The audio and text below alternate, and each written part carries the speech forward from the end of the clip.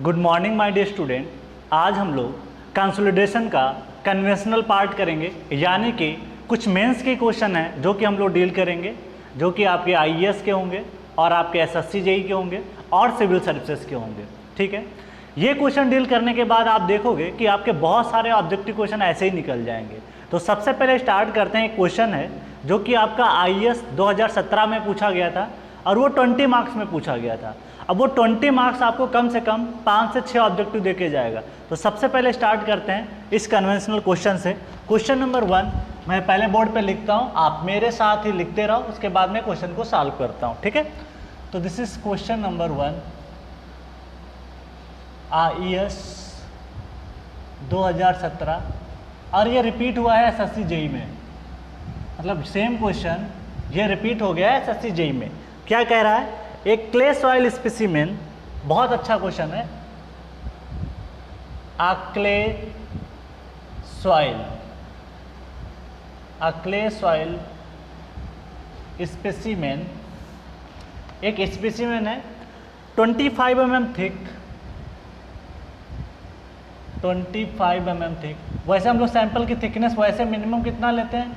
20 mm। आपको बताया था, जब भी कोई क्वेश्चन पढ़ा करो क्वेश्चन को ध्यान से पढ़ो, बिकॉज वहाँ से बहुत सारे ऐसे डेटा निकल के आएंगे जो आपको कहीं ना कहीं ऑब्जेक्टिव में आ जाएंगे। वो तो 25 mm लिखा है। और मैंने आपको पहले भी बताया था, जो डायमीटर डिवाइड बाय थिकनेस का जो रेशियो होता है, this is the how much 3 होता है। इसका मतलब डायमीटर सैंपल का होता है 60 mm और उसकी थिकनेस कितनी होती है? 20 mm। ओके, तो ये 25 mm उसने ले लिया। ऑन एन एवरेज की बात कर रहे हैं। थिक वॉच, ठीक है, watch 25 mm thick was tested in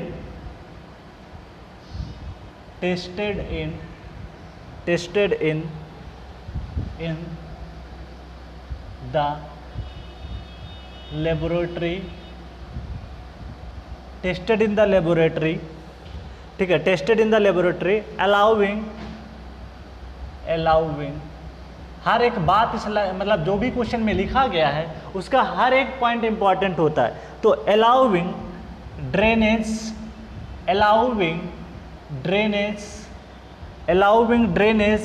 both sides. Okay, the specimen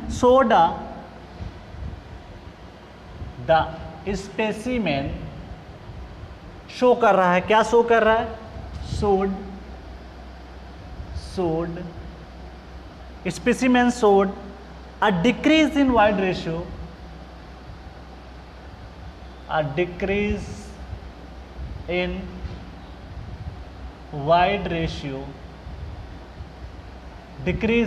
ratio, from 0.9 to 0.78 when the pressure was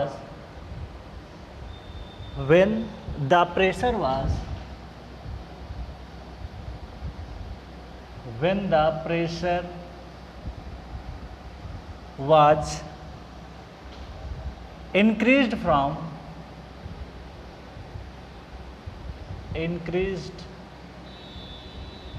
from 60 kilonewton per meter square to 120 kilonewton per meter square। Calculate the, अब ध्यान दीजिएगा, जो बातें मैं बताने जा रहा हूं सबसे ज्यादा इंपॉर्टेंट है। Calculate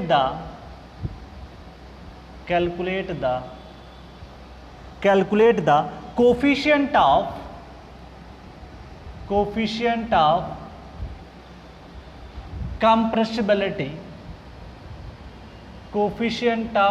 compressibility, that is bracket में क्या लिखोगे? AV, comma coefficient of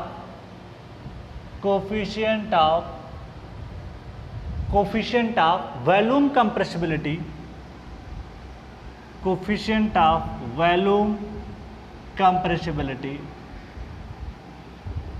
okay, coefficient of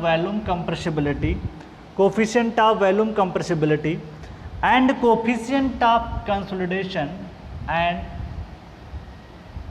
coefficient of consolidation coefficient of consolidation that is CV। और यहाँ पे जो ज्ञात करना था वॉल्यूम वाला जो टर्म था इसको हम लोग बोलते हैं MV, ये हमको फाइंड करना था। फिर आगे बोलता है, क्या कह रहा है, if time for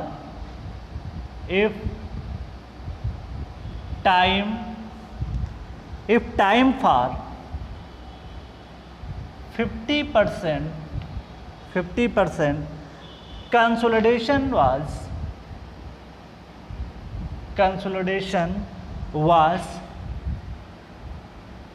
5 मिनट, कितना है 5 मिनट है। Determine the soil permeability, determine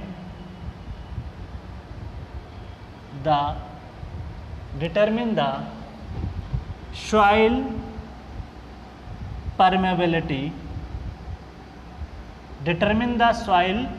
permeability, ठीक है। इन उसने बोला है, यूनिट आपको मेंशन किया है तो आपको ध्यान रखिएगा किस यूनिट में आंसर लाना है, तो उसको ध्यान रखना है। Centimetre per second and calculate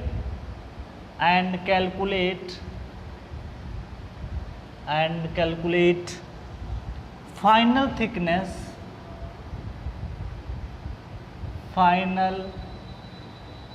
thickness of the specimen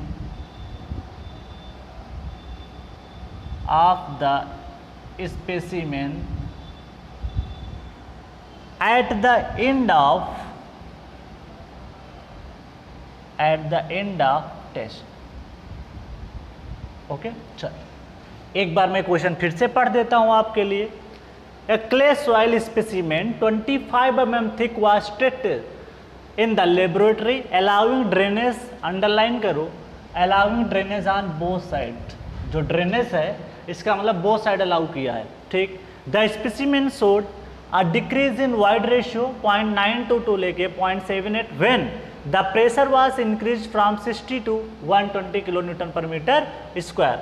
Calculate the coefficient of compressibility, coefficient of volume compressibility and coefficient of consolidation that is CV।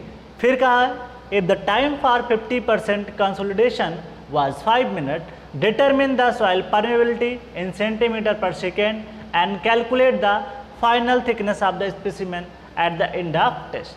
This is the 20 marks question और बहुत सारे ऑब्जेक्टिव निकलने वाले हैं आपके। अगर ये question आप करोगे तो बहुत सारी चीज़ निकल जाएंगे। मेंस का क्वेश्चन है, एक प्रॉपर तरीके से करना होता है। तो पहले मैं लिखूंगा यहाँ पे सोल्यूशन में सबसे पहले मैं लिखूंगा गिवन में अगर हम देखें तो सबसे पहले अगर मैं बात करूं, आप बताओ सबसे पहले उसकी जो थिकनेस है वो h है, this is how much 25 mm। Initial void ratio जिसको मैं E1 मान के चल रहा हूँ, हाउ मच, दिस इज 0.92। उसी के करेस्पॉन्डिंग सिग्मा 1 बार जो है वो आपका दिया है कितना, this is 60 kilo newton per metre square. उसके बाद में आपको वाइड रेशियो E2 दिया है जो कि चेंज हो गया है 0.78 और जो सिग्मा 2 बार है वो आपको दिया है 120 kilo newton per metre square, ठीक। उसके बाद में आपको और क्या दिया है, टाइम दिया है आपको कितना, 5 मिनट दिया हुआ है। अब इस 5 मिनट को चेंज कर लो, 5 मिनट को मैंने 1 मिनट में कितना होता है, 60 सेकेंड होता है। तो मैं यहाँ पे मल्टीप्लाई करूँगा और ये निकल के आ जाएगा आपका 300 सेकेंड्स। That's clear. चल अब एक एक करके हम पार्ट को डील करते हैं। पहला पार्ट, मैं सारे टर्म नहीं मेंशन करूँगा, टाइम वेस्टिंग है, सीधे आपको लिखूँगा। सबसे पहला पार्ट है ए वी होता क्या है, माइनस में delta E upon delta sigma bar, okay. Void ratio में चेंज आपका कम आता है, इस निगेटिव मतलब वाइड रेशियो आपका कम होता है, इस वजह से निगेटिव लगाते हैं, बाकी कोई उसका मतलब नहीं है। 0.92 माइनस 0.78 माइनस पहले से लगा दो, चेंज कितना हुआ है, दिस इज हाउ मच, 60 से लेके 120 तक, ठीक। यहाँ माइनस आएगा, ऊपर भी माइनस प्लस हो जाएगा। तो इसको सॉल्व करोगे तो ये अप्रॉक्सीमेट निकल के आपका आता है ए बी की वैल्यू, यूनिट तो आपको पता होगा, तो 2.33 10 टू द पावर -3, ठीक है। This is how much metre square पर kilo newton, because void ratio की कोई यूनिट ही नहीं होती है, जो भी यूनिट होती है वो इसकी होती है। तो दिस इज यूनिट हो जाएगी kilo newton per metre square, अगर नीचे है kilo newton per metre square है तो ये ऊपर मीटर स्क्वायर चला जाएगा, तो यूनिट आएगी मीटर स्क्वायर पर किलो न्यूटन। तो ध्यान रखिएगा कि आपको एग्जाम में यहाँ पे यूनिट का भी मेंशन करना जरूरी है। तो 10 टू द पावर क्या हो जाएगा -3। तो this is AV, this is AV। चल, तो ये बात आपको क्लियर हो गई। देखो एक तरीके का ऑब्जेक्टिव क्वेश्चन तो है एक तरीके का। अब हम लोग आते हैं नेक्स्ट पॉइंट पे अपने डिस्कशन पे। वो क्या कह रहा है, दूसरा पार्ट मेरे को निकालना है, यहाँ पे MV निकालना है। तो सेकेंड पार्ट आपका डिस्कस कर दे रहा हूँ मैं MV से। तो MV को क्या लिखा जा सकता है, AV divide by 1 plus E1 बोलो या उसको E0 बोलो, कोई फर्क नहीं पड़ता, बिकॉज हम लोग E1 मान रहे हैं उसको, या E0 भी मान सकते हो, कोई फर्क नहीं पड़ता, क्योंकि इनिशियल वाइड रेशो कुछ भी हो, पैरामीटर आप कुछ भी लिखो, बट उसका मतलब सेम होना चाहिए। चलो AV की वैल्यू बोलो कितनी आई है।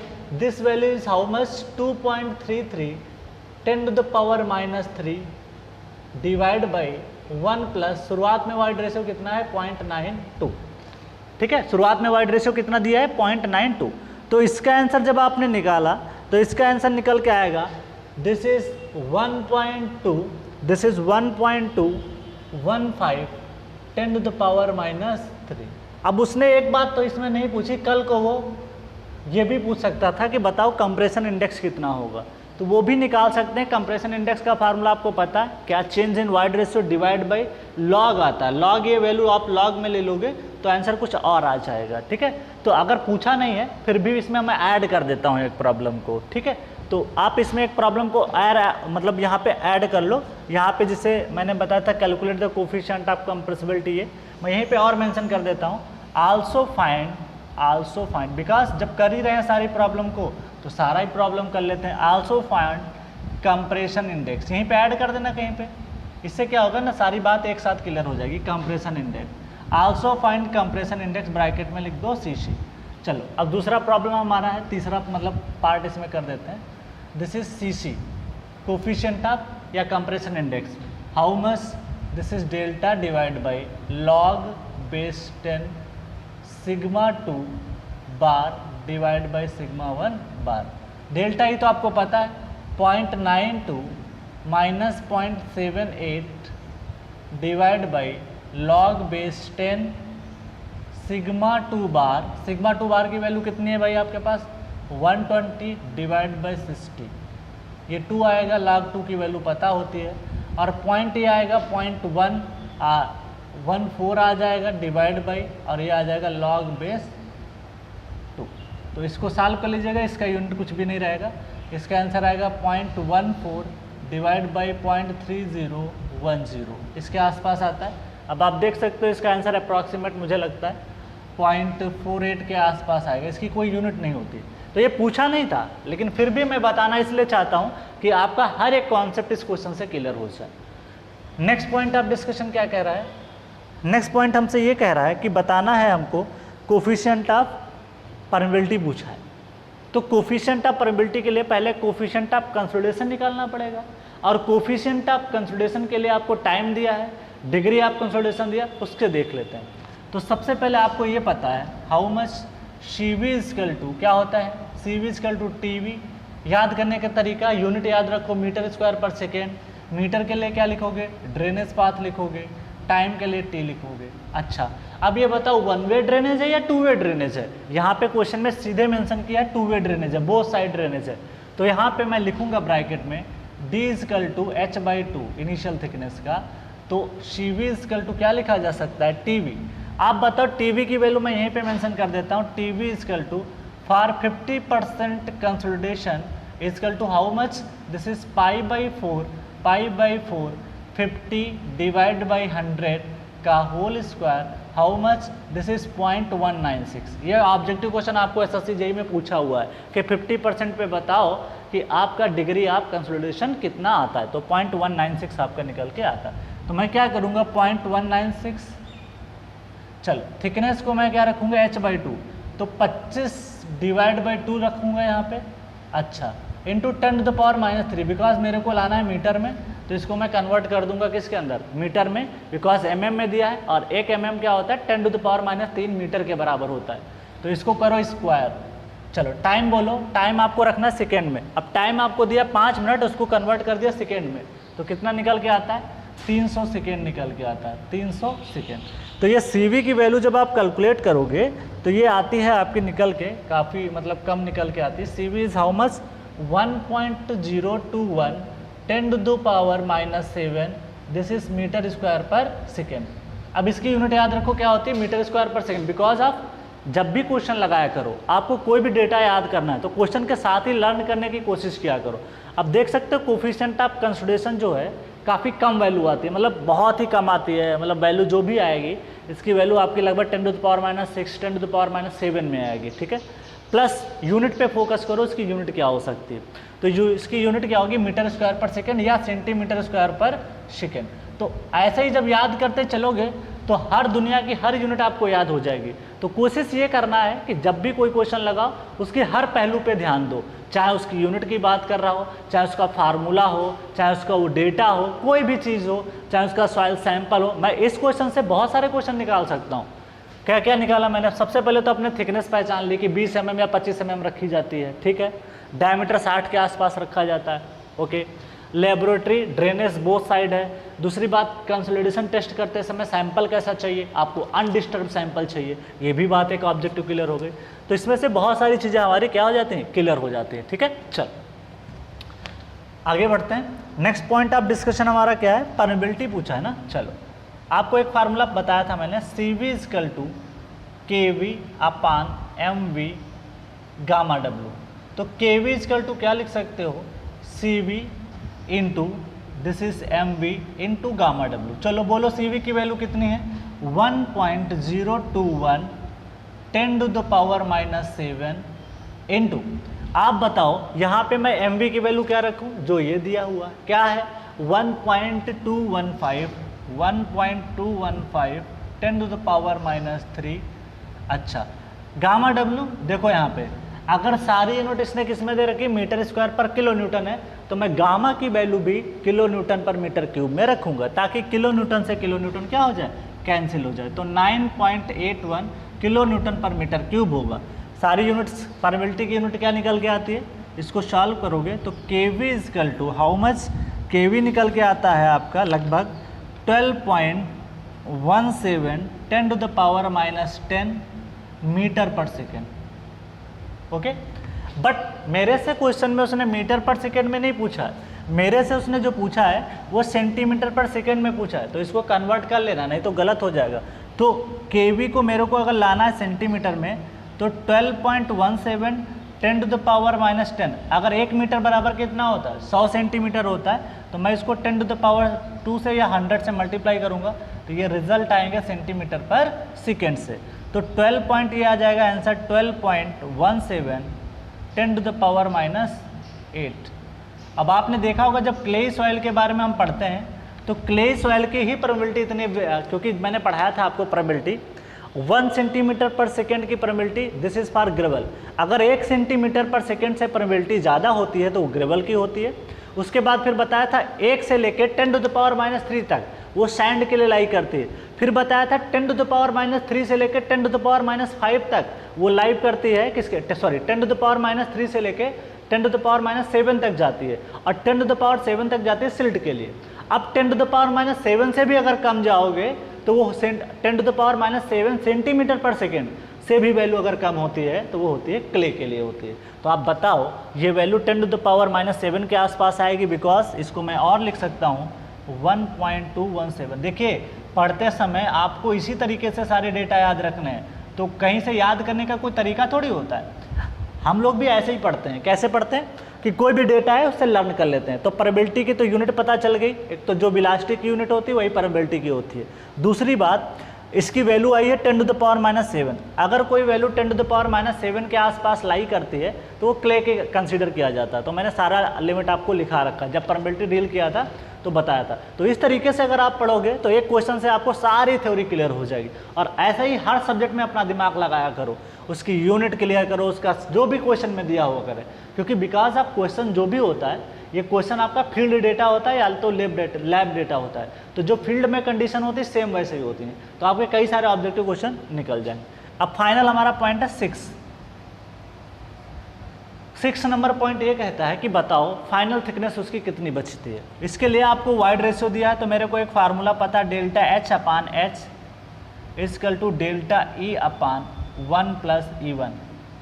चेंज इन वाइड रेशियो आपको पता है 0.92 - 0.78 divide by 1 + 0.92, this is delta H/H। चलो ये आएगा 0.14 divide by 1.9 into H, this is delta H। इतना चेंज आएगा। चलो अब यहाँ पे 0.14 डिवाइड बाई 1.92, H की वैल्यू आपके पास कितना है 25 mm, तो मैं इसको पुट करूँगा 25 mm, क्योंकि थिकनेस कितना दे रखा है सैंपल की 25 mm। जब इसको आप मल्टीप्लाई करोगे, सॉल्व करोगे, तो इसका आंसर जो निकल के आता है, ये निकल के आता है 1.83 mm।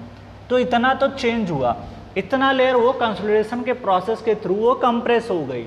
अब आपसे पूछा क्या है, वो फाइनल पूछा है, तो फाइनल पूछा है तो फाइनल आपको बताना होगा क्या, इनिशियल में कितना था, इनिशियल में था H, उसमें से घटा दो डेल्टा H, ये बच जाएगी आपके पास। तो 25 माइनस, देखिए ध्यान दीजिएगा, क्वेश्चन में देखने में तो आसान लगता है, बट उसको एक प्रॉपर तरीके से सॉल्व करने में अलग बात है। हालांकि कैलकुलेटर अलाउ होता है तो आपको इतनी दिक्कत नहीं आएगी, बस सीधे फार्मूला पुट करो, आंसर निकलेगा, ये चीज़। तो ये एक कंप्लीट क्वेश्चन था जो कि मैंने यहाँ पे आपको अच्छे से डील किया। इसमें सारी बातें मैंने बता दी आपको, ठीक है। मतलब हर एक चीज़ थी, जो डायमेंशन, चाहे यूनिट, चाहे कुछ भी हो। तो एग्जाम में अगर आपसे पूछता चेंज इन थिकनेस, तो आंसर आपका सीधे होता 1.823 mm।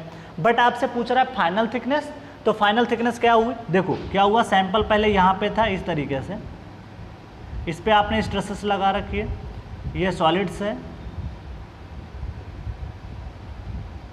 ये चेंज हो गया। तो ये जो चेंज दिखाई पड़ रहा है ना, ये जो चेंज आया, ये आया है आपका लगभग 1.823 के आसपास। और तो बचेगा कितना, ये सॉलिड्स रहेगा, तो बचा रिमेनिंग ये वाला वैल्यू, बचा कितना 23 पॉइंट समथिंग, तो ये 23.17। ऐसा समझे, ये शुरुआत में 25 था, ये कहानी पूरी थी। तो आप इसको एक बार कॉपी कर लें, उसके बाद में हम सारी चीज़ों को आगे डील करते हैं, ठीक है। चल आगे बढ़ते हैं। आप इसको आई होप कॉपी कर लिए होगे, सारा टाइम आपको तो हम दे ही देते लगभग है।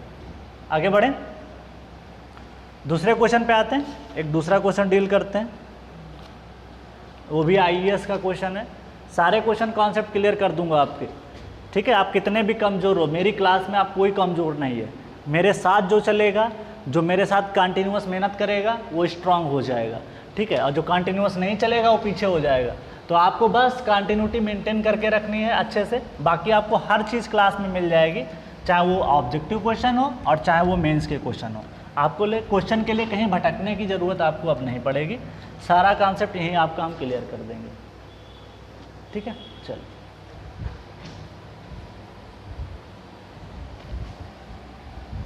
अब हम लोग चलते हैं दूसरे क्वेश्चन पे, जो कि आईईएस में पूछा गया था 2015 में, उसको डील करते हैं। एक बढ़िया क्वेश्चन है वो, वहाँ से बहुत सारे कॉन्सेप्ट और हमको सीखने को मिलेंगे, हर टाइप का प्रॉब्लम कर लेंगे। देखिए ये प्रॉब्लम करने के बाद आपने देखा होगा कि आपके 8-10 ऑब्जेक्टिव तो ऐसे क्लियर हो जाएंगे। तो ये सब कहानी इसलिए करी जाती है, कन्वेंशनल से कॉन्सेप्ट बहुत अच्छा क्लियर होता है, ऑब्जेक्टिव में क्या होता है आधी अधूरी बातें थोड़ा सा रहती हैं, कन्वेंशनल में एकदम सारी चीज़ें क्लियर हो गई। तो इसलिए आप देख सकते हो कि बहुत सारे ऑब्जेक्टिव आपको यहाँ पे देखने को मिल जाएंगे, ठीक है। चल अब हम लोग चलते हैं नेक्स्ट क्वेश्चन की तरफ मूव करेंगे।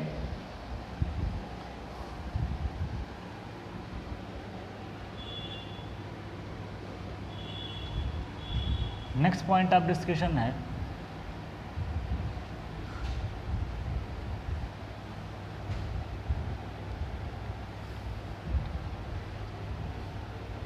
नेक्स्ट दूसरा क्वेश्चन डील करते हैं, ठीक है। चलो पहले लिखूंगा उसके बाद समझाऊंगा सारी कहानी। पहले एक बार उसको क्वेश्चन को मैं यहाँ पे मेंशन कर देता हूँ, उसके बाद आगे बढ़ता हूँ।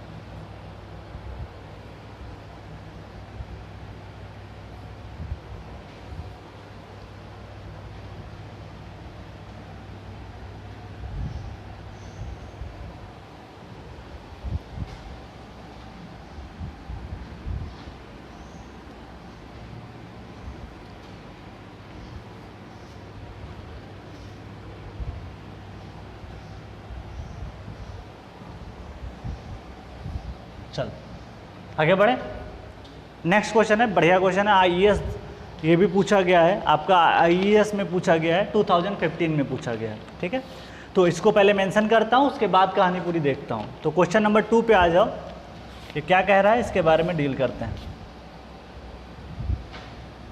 क्वेश्चन नंबर 2, आईईएस 2015, ये 10 मार्क्स का तो ऐसे आईईएस में आया, बट आपके एग्जाम में 20 मार्क्स में आएगा, दोगुना मार्क्स में आएगा, बिकॉज आईईएस में पहले पेपर कम नंबर का होता है, इसे उस हिसाब से दिया है। आपके जो एग्जाम में आएगा तो ये 15 तो मिनिमम रहेगा, बाकी आपका 20 भी हो सकता है, तो ध्यान रखिएगा, इसमें वेटेज ज़्यादा रहेगा।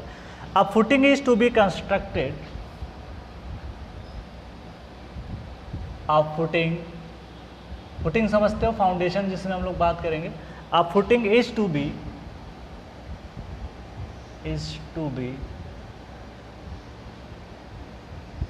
कंस्ट्रक्टेड, बनाई गई है 1.8 metre below, 1.8 metre below the ground surface, below the ground surface, ground surface से वो 1.8 मीटर क्या है, बिलो है, ठीक है, okay. Shown in the figure, as shown in the figure, figure आपको दे दिया है 1.8 मीटर इतना है, ठीक है। Ground surface shown in the figure, shown in the figure, ये सारी कहानी जो बताया है ये पिक्चर के फॉर्म में दे दिया है। The base of footing, the base of footing is, the base of footing is 2.7 metre cross 2.7 metre, मतलब एक स्क्वायर फुटिंग है जिसका बेस का डायमेंशन क्या है 2 लेंथ भी उसकी 2.7 है और विड्थ भी क्या है 2.7 है, ओके। चलो, and it carries a total load of, and it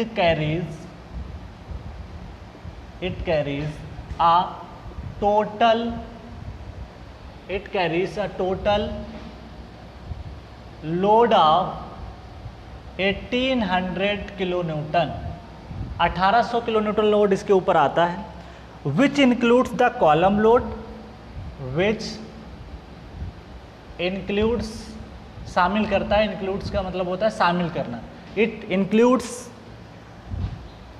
the column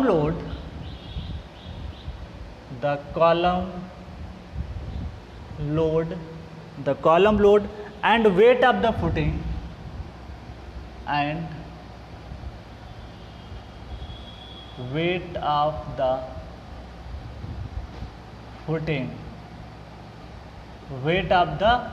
footing, ठीक है।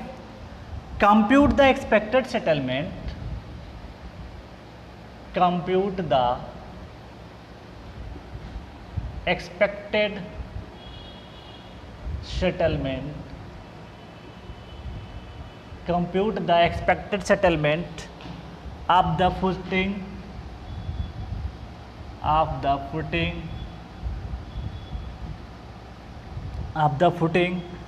consider only, ब्रैकेट में लिख दिया है, consider only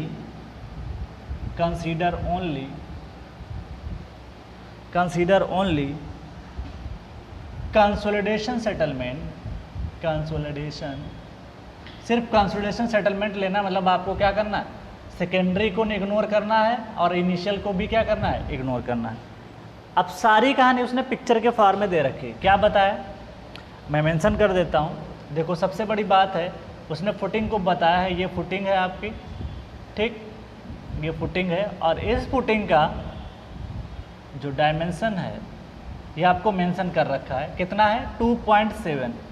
तो इस फुटिंग को मैंने यहाँ पे बना दिया, ठीक है। ये है फुटिंग, और इस फुटिंग में आपको टॉप पे जो लोड दिखाया गया है ये this is called P load, और ये कितना आ रहा है 1800 किलो न्यूटन। ओके, चल, ये 1800 किलो न्यूटन अगर लोड है, और उसने कहा है कि फुटिंग जो है आपकी 1.8 मीटर कहाँ है, ग्राउंड के नीचे,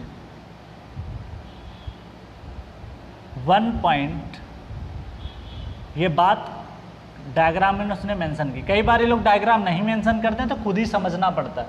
तो डेप्थ ऑफ फुटिंग क्या हो जाएगी, जो ग्राउंड लेवल से, इसको बोलते हैं जीएल लेवल, ग्राउंड लेवल से नीचे, क्लियर। और क्या बोला है, बोला क्या, मतलब सारी चीज़ें डायग्राम में ही मेंशन की है, बाकी कहानी तो बताया नहीं। 2.7 मीटर तो ये हो ही जाएगा, 2.7 मीटर।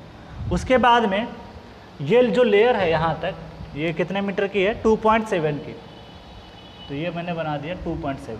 तो एक ये लेयर है, मैं इस साइड मेंशन कर रहा हूँ, दिस इज 2.7 मीटर की है, और ये जो लेयर है बीच वाली, ये ग्रेवल और सैंड की। ये डायग्राम में क्वेश्चन में ईएस में आया था, ठीक है, तो परेशान नहीं होना है। तो ये ग्रेवल एंड सैंड, इसकी एक परत है ये, और इस परत के नीचे आपकी एक नॉर्मली कंसोलिडेटेड क्ले है। तो इतने ही डायमेंशन की ये जो है, ठीक है, इतने ही डायमेंशन की आपको 2.7 मीटर की ही ये जो डायमेंशन है नीचे का भी, तो ये भी क्या है 2.7 मीटर का है, और ये जो है नॉर्मली कंसोलिडेटेड क्ले है, नॉर्मली कंसोलिडेटेड क्ले है, इसने बता दिया। और नॉर्मली कंसोलिडेटेड क्ले की कहानी बताई, वाटर टेबल भी इसने बताया। वाटर टेबल जानते हो कहाँ बताया, यहाँ पे। ये सब बातें बड़ी इंपॉर्टेंट अभी आपको समझ में आएगा। अच्छा, उसके बाद में बताया कि जो ये सॉइल है ना, इसका वाइड रेशियो, जो क्ले सॉइल है, इसका इनिशियल वाइड रेशियो 1.2 है, और इसका जो कंप्रेशन इंडेक्स है सीसी, इसकी वैल्यू उसने दे रखी है 0.7। अगर नहीं देता तो कुछ एम्पेरिकल फार्मूला है, उसके लिए लिक्विड लिमिट देता, तो सीसी के फार्मूले पढ़ रखे हमने, क्या 0.009 WL-10 अनडिस्टर्ब सैंपल के लिए। तो या तो वो दे देगा या तो हम निकाल लेंगे, ठीक है। तो ध्यान है, कई बार क्या होता है इसमें नेचुरल वाटर कंटेंट भी दे देता है, लिक्विड लिमिट भी दे देता है।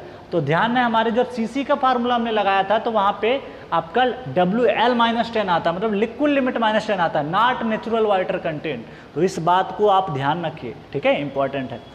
चलो, अब हमारे को यहाँ पे क्या चाहिए, एक बात तो इसने बताई नहीं, लोड का डिस्ट्रीब्यूशन तो इसने बताया नहीं है, तो ये आप अपने आप से मान सकते हो। तो इस बात को तो मैं यहीं पे लिख देता हूँ, ठीक है। एज्यूमिंग लोड डिस्ट्रीब्यूशन,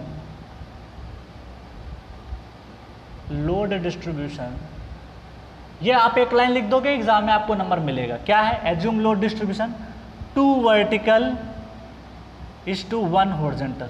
कोई एग्जाम में ये भी लिख के आ सकता है, मैं 2 हॉरिजॉन्टल मानूंगा 1 वर्टिकल मानूंगा, कोई फर्क नहीं पड़ेगा। अगर आप लिख देते हो तो आपका आंसर उसी पे चेक होगा, दैट्स क्लियर। और क्या कहानी आपको बता रखी है, हाँ, गामा सैंड आपको बता दिया है। ये जो है ना गामा इस परत का है, तो जो ग्रेवल और सैंड है ना उसका दे रखा है, तो ये है, ये ऊपर की पूरी परत सैंड और ग्रेवल से भरी हुई है, तो 20.2 kilo newton per metre cube. But इस परत का गामा आपको नहीं पता, तो इसको मैं लिखूंगा गामा सैचुरेटेड होगा, बिकॉज अब देखो यहाँ पे वाटर टेबल है तो नीचे की पूरी सॉइल क्या रहेगी, सैचुरेटेड रहेगी। तो ये गामा आप सेट लिख सकते हो किसके लिए, फॉर क्ले के लिए, बिकॉज ये परत जो है ना क्ले की है। चलो भाई पहले गामा सेट फॉर क्ले निकालते हैं, तो इसने क्या रखा है, हाँ चलो पहले इसका गामा सेट निकालते हैं। गामा सेट फॉर क्ले के केस में हम निकाल लेते हैं क्ले। क्या आएगा, देखो यहाँ पे आएगा फार्मूला, सैचुरेटेड है तो G+E, डिग्री ऑफ सैचुरेशन क्या रखोगे 1, तो इस वाली परत की डिग्री ऑफ सैचुरेशन क्या होगी 1, तो G प्लस ब्रैकेट में अपान में 1+E इंटू गामा W। जी की वैल्यू आपको दे रखा होगा क्वेश्चन में जरूर, दिस इज हाउ मच 2.7 दे रखा है, ठीक है, तो उसके लिए परेशान नहीं होना। जी की वैल्यू दे रखी है 2.7, तो इसको आप पुट कर सकते हो। चल, तो 2.7 वाइड रेशियो आपके सामने है, क्या है, this is how much 1.2 divide by 1 plus 1.2 9.81, इससे निकल के आता है भाई गामा, वो आता है 17.39 kilo newton per metre cube. ठीक है, तो this is gamma for clay लिख देता हूँ, सेचुरेशन छोड़ो अभी, बस गामा क्ले समझते हैं पहले। चल, अब आप बताओ सेटलमेंट का जो फार्मूला होता है वो होता क्या है, delta H equal to C C known है। इस बार क्या मेरे को नोन है, मेरे को सी सी नोन है। अगर सी सी नोन है तो फार्मूला लगाऊंगा delta H equal to C C into H, जिस लेयर का आपको ज्ञात करना है क्या, सेटलमेंट। किस लेयर का सेटलमेंट होता है, क्ले लेयर का हम लोग कंसीडर करते हैं, सैंड का सेटलमेंट को कंसीडर नहीं करते हैं। तो सैंड का तो हटा दो, बचा कौन सा, क्ले। अब ये क्ले का बचा तो क्ले का ही ज्ञात करना है, तो थिकनेस जो भी रखोगे क्ले का रखोगे, मतलब एच की वैल्यू अब आपके पास क्या हो जाएगी, दिस इज क्या 2.7 मीटर। ये सब बातें बड़ी इंपॉर्टेंट होती है, और पहले जब पढ़ाया था थ्योरी पार्ट में तो अच्छे से डिस्कस किया था। Divide by 1 plus E not, okay, फिर log base 10 sigma bar plus delta sigma bar divide by sigma bar bracket close. आपको सीसी पता है, आपको एच पता है, आपको 1 पता है, ई नॉट पता है, फंस कहाँ रहे हो, सिग्मा बार और डेल्टा सिग्मा। तो सबसे पहले काम करते हैं, सिग्मा बार निकालते हैं। क्या निकालते हैं, सिग्मा बार। ठीक है, बहुत ही स्मूथली प्रॉब्लम को लेकर चल रहा हूँ। तो आप बताओ क्ले का सेटलमेंट कहाँ पे ज्ञात करते हो, क्ले का सेटलमेंट उसकी मिड लेयर पे ज्ञात करते हो। कहाँ पे ज्ञात करते हो, मिड लेयर पे। तो इसको हम लोग जो है यहाँ पे मिड लेयर पे ज्ञात करेंगे। ये है आपकी मिड लेयर, ये आपकी क्या हो जाएगी, मिड लेयर। तो बताओ यहाँ पे 2.7 मीटर तो आपका पहले से है। अच्छा, ये 2.7 का आधा करोगे तो कितना आएगा, ये आधा आएगा 1.35 मीटर। ओके, लोड का डिस्ट्रीब्यूशन कैसे होगा, कुछ इस तरीके से होगा, लोड का डिस्ट्रीब्यूशन इस तरीके से होगा। ठीक है, इस परत तक आप आओगे, आप बना लीजिएगा एक बार दिस। तो देखो क्या हो रहा है, इसको मैंने यहाँ पे प्रोजेक्ट किया, यही तो मेन है बात, इसको मैंने यहाँ पे प्रोजेक्ट किया, तो 2.7 ये है, तो 2.7 यहाँ पे भी आएगा, 2.7 मीटर कहाँ पे आएगा, यहाँ पे भी आएगा। ठीक, ये तो क्लियर है आपको भाई, जो रेक्टेंगल भी यहीं पे होगी, यही रेक्टेंगुलर यहाँ पे होगी। ध्यान कहाँ देना है, इस पे, और आपको ध्यान देना है इस पे। तो इसके बाद वाली बात को हमको निकालना है।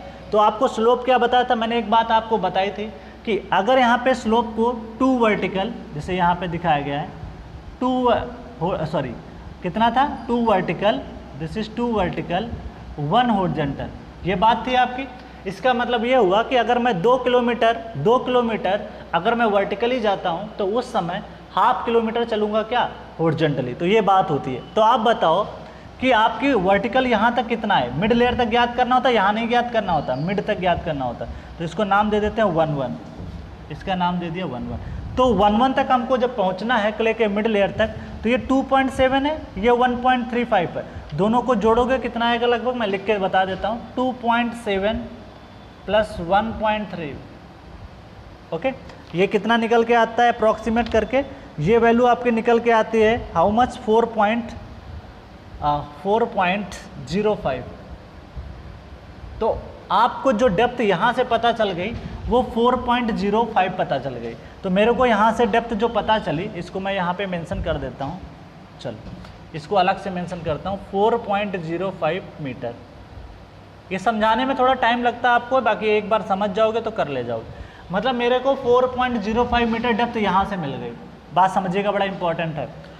अब देखो ये बताओ 4.05 आपको मिल तो गया, अब आप बताओ इसका डायमेंशन क्या होगा। ये मैंने बताया था कि आपको या तो इस तरीके से लगा सकते हो, या आप इसको थीटा मान के, लोड का डिस्ट्रीब्यूशन थीटा यहाँ मानो, सिमिलर ट्रायंगल लगाओ, उससे भी आंसर आ ही जाएगा। सिमिलर ट्रायंगल लगाओगे कैसे लगेगा, ये side divide by this side divide by this side, वैसे करोगे तब भी आ जाएगा, या ऐसे करो सबसे अच्छा है।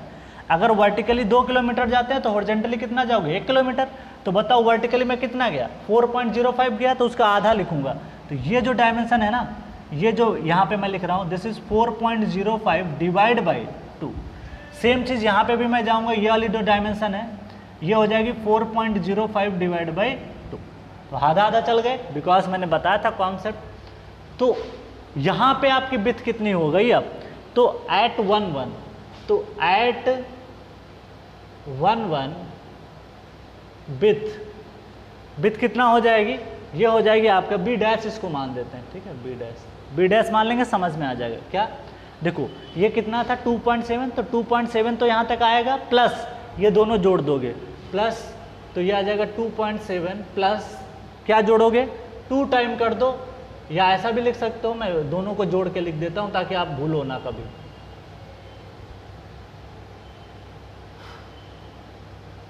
ओके, तो ये आ जाता है बी, इसको मल्टीप्लाई करोगे तो ये आ जाएगा 4 2 6 के आसपास आ जाएगा, तो अप्रॉक्सीमेट निकल के आ जाता है, ठीक है। चल, तो इसको आप जोड़ सकते हो, कितना निकल के आएगा ये, दिस इज हाउ मच, देखो यहाँ पे मैं जोड़ के लिख रहा हूँ, इसको जोड़ोगे तो ये आएगा 2.7 प्लस 4.05, 4 और 2 कितना होता है 6, तो ये आंसर निकल के आएगा 6.75 मीटर।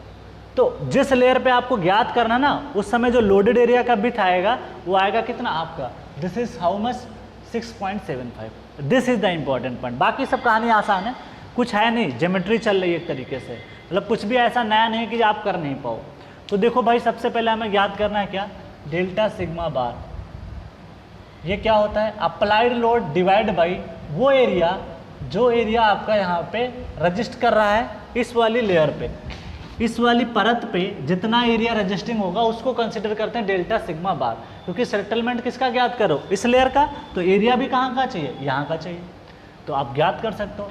तो 1800 डिवाइड बाई 6.75 इससे निकालोगे तो सॉल्व करोगे कितना आएगा भाई, कोई बताएगा, तो ये आएगा 39.5061 kilo newton per metre square. दूसरी बात है, मेरे को निकालना सिग्मा नॉट बार, ये ओवरबर्डन प्रेशर होता है, सॉइल के खुद के कारण, वेट के कारण होता है। तो यहाँ पे खास बात ये देखो, पहली बात तो मुझे इफेक्टिव निकालना है, तो इफेक्टिव निकालने के लिए आपको क्या निकालना पड़ेगा, इफेक्टिव वेट भी चाहिए आपको। तो आप बताओ, ये जो सॉइल है वाटर टेबल के ऊपर, वो सॉइल आपकी कैसी रहेगी, बल्क कंडीशन में रहेगी, बल्क मान लो, ड्राई मान लो, कुछ भी हो सकता है, यहाँ तो वाटर टेबल है नहीं, तो उसका इफेक्टिव जो टोटल स्ट्रेस निकालो चाहे इफेक्टिव स्ट्रेस निकालो, दोनों बातें क्या होंगी, सेम। तो इसको मैं लिख रहा हूँ 1.8 प्लस 2.7, 1.8 प्लस 2.7 इंटू गामा, आप सैंड लिखोगे जो भी ग्रेवल है, प्लस ध्यान दीजिएगा यहाँ वाटर टेबल है, अगर यहाँ वाटर टेबल है तो आपको नीचे का जो वैल्यू कंसिडर करना पड़ेगा वो सबमर्ज लेना पड़ेगा, बिकॉज हम लोग इफेक्टिव स्ट्रेस ज्ञात कर रहे हैं। या तो टोटल में से आप पोर वाटर प्रेशर घटा दो, या उसको डायरेक्टली लिख सकते हो क्या, gamma dash of clay into H की वैल्यू है 1.35, तो बोलो 1.8 ये कितना आ जाएगा, ये आप ऐड करोगे कितना आएगा, ये आपका वैल्यू आ जाएगा लगभग 4.5, गामा सैंड आपको दे देखा है कितना 20.2 प्लस गामा डैश क्ले कैसे निकालोगे, आपको ये तो पता है ना, देखो गामा क्ले पता है सैचुरेशन का, मेरे को गामा डैश क्ले चाहिए, सबमर्ज चाहिए, तो सबमर्ज में 17.39 माइनस गामा डब्ल्यू करोगे 9.81, तो यहाँ पे मैं लिख सकता हूँ क्या, this is 17.35, this is 17.39 minus 9.81 into 1 point क्या कर दोगे 35, तो यहाँ से आप सॉल्व कर सकते हो आंसर। तो ये आंसर निकल के आता है, ओवरबर्डन प्रेशर लगभग आपका, ओवरबर्डन प्रेशर निकल के आता है 101.11133 kilo newton per metre square. अब कहानी खत्म हो गई, सबसे मेन कहानी यही होती है और टफ नहीं है। अगर आपको यार ये बताओ, ये टॉपिक आपको किस लिए पढ़ाया गया था, इफेक्टिव स्ट्रेस इसीलिए पढ़ाया गया था ताकि उसका कहीं यूज होगा, अब यूज समझ में अब आ रहा होगा कि यूज कहाँ पे हो रहा है। तो ध्यान रखिए, अगर वाटर टेबल यहाँ दे देता, ग्राउंड पे दे देता, तो ये जो वेट आपने लिखा ना गामा सैंड वाला, ये भी सबमर्ज लिखना पड़ता आपको, बट वाटर टेबल आपको कहाँ से दिया है, वाटर टेबल यहाँ से दिया है, तो आपको ज्ञात कहाँ पे करना है, 1 मिड लेयर पे ज्ञात करना होता है, इसलिए मेरे को यहीं तक ही सारी कहानी देखनी, उससे नीचे वाले से कोई मतलब नहीं है। तो इस तरीके से हम लोग यहाँ पे, अब तो प्रॉब्लम खत्म, बिकॉज सबसे बड़ी जो मुसीबत थी यही थी। तो मेरे को निकालना delta H equal to C C into H divide by 1 plus E not log base 10 sigma bar delta sigma bar divide by sigma bar. बोलो सीसी की वैल्यू कितनी है? 0.7 है। देखो क्वेश्चन में मेंशन है कि नहीं मेंशन है? सीसी की वैल्यू मेंशन कर रखा है 0.7। चलो 0.7 को हम लोग पुट करते हैं, सीसी की वैल्यू। चलो एच कितना लोगे? एच वो लेयर होती है जिसका कंप्रेशन हो सकता है, तो ये क्लेई लेयर है, इसका कंप्रेशन होगा, कंसोलिडेशन होगा। कितना है थिकनेस? बोलो 2.7 मीटर नीचे तक। ध्यान रखिएगा कैलकुलेशन करते समय, स्ट्रेस निकालते समय और ओवरबर्डन निकालते समय आपको 1.35 ध्यान देना था, लेकिन एच की जो वैल्यू होती है जिस लेयर का कंसोलिडेशन हो रहा होता है उसकी पूरी थिकनेस रखी जाती है। तो ये कितना है भाई? This is 2.7 metre divide by 1 plus, बोलो वाइड रेशियो कितना है इसका? 1.2 है, तो मैं यहाँ पे पुट करूँगा 1.2 log बेस 10 सिग्मा बार। सिग्मा बार बोलो कितना है? यहाँ पे आपने निकाल रखा है सिग्मा बार कितना? 101.133 प्लस इसकी वैल्यू कितनी है? 39.506 डिवाइड बाई 101.133। ठीक, चल सॉल्व करके बताओगे कितना आएगा? ये आंसर आता है मीटर में 0.1228 मीटर, लेकिन इसको mm में डिनोट करेंगे तो 122.8 mm, या इसको अप्रॉक्सीमेट लिख सकते हो 123 mm। ठीक है, आसान होता है, बस समझना ज़रूरी होता है। अगर इस चीज़ को आप समझोगे नहीं तब फिर मुश्किल होता है। तो टफ कुछ भी नहीं, लोड का डिस्ट्रीब्यूशन दिया है, फिर वैसे वही कहानी, बस क्या क्या ध्यान देना है कि वाटर टेबल कहाँ पे है, किस लेयर का ज्ञात करना है, लोड का डिस्ट्रीब्यूशन क्या आएगा, ये वैल्यू क्या निकल के आएगी। सबसे मेन तो यही कहानी है, अगर ये समझ जाते हो तो सारी प्रॉब्लम आपकी हो जाएगी। तो पहले आप इसको कॉपी करें, उसके बाद में हम आगे चीज़ों को आपको बताते हैं। ठीक है, तो पहले आप इन चीज़ों को कॉपी कर लें। एक बार मैंने सारी प्रॉब्लम को अच्छे से एक्सप्लेन कर दिया है। mm में इसलिए लिखा बिकॉज हमको आसानी रहती है इसको डिनोट करने में, इस वजह से हमने इसको mm में मेंशन किया है। बिकॉज ऑफ जो डेटा रिप्रेजेंट किया जाता है वो हमेशा आसान करने के लिए किया जाता है। तो मीटर में कोई नहीं समझता, mm में बताओगे तो जल्दी समझ में आ जाएगा। ठीक है, चलो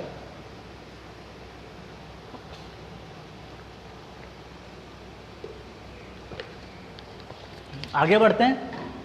आई होप ये प्रॉब्लम आपने नोट कर लिया होगा, मैं इसको रफ करता हूं।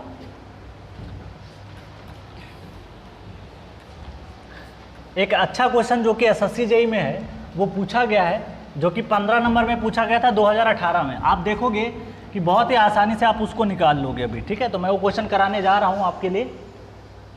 जो प्रॉब्लम है उसको हम लोग सॉल्व करते हैं।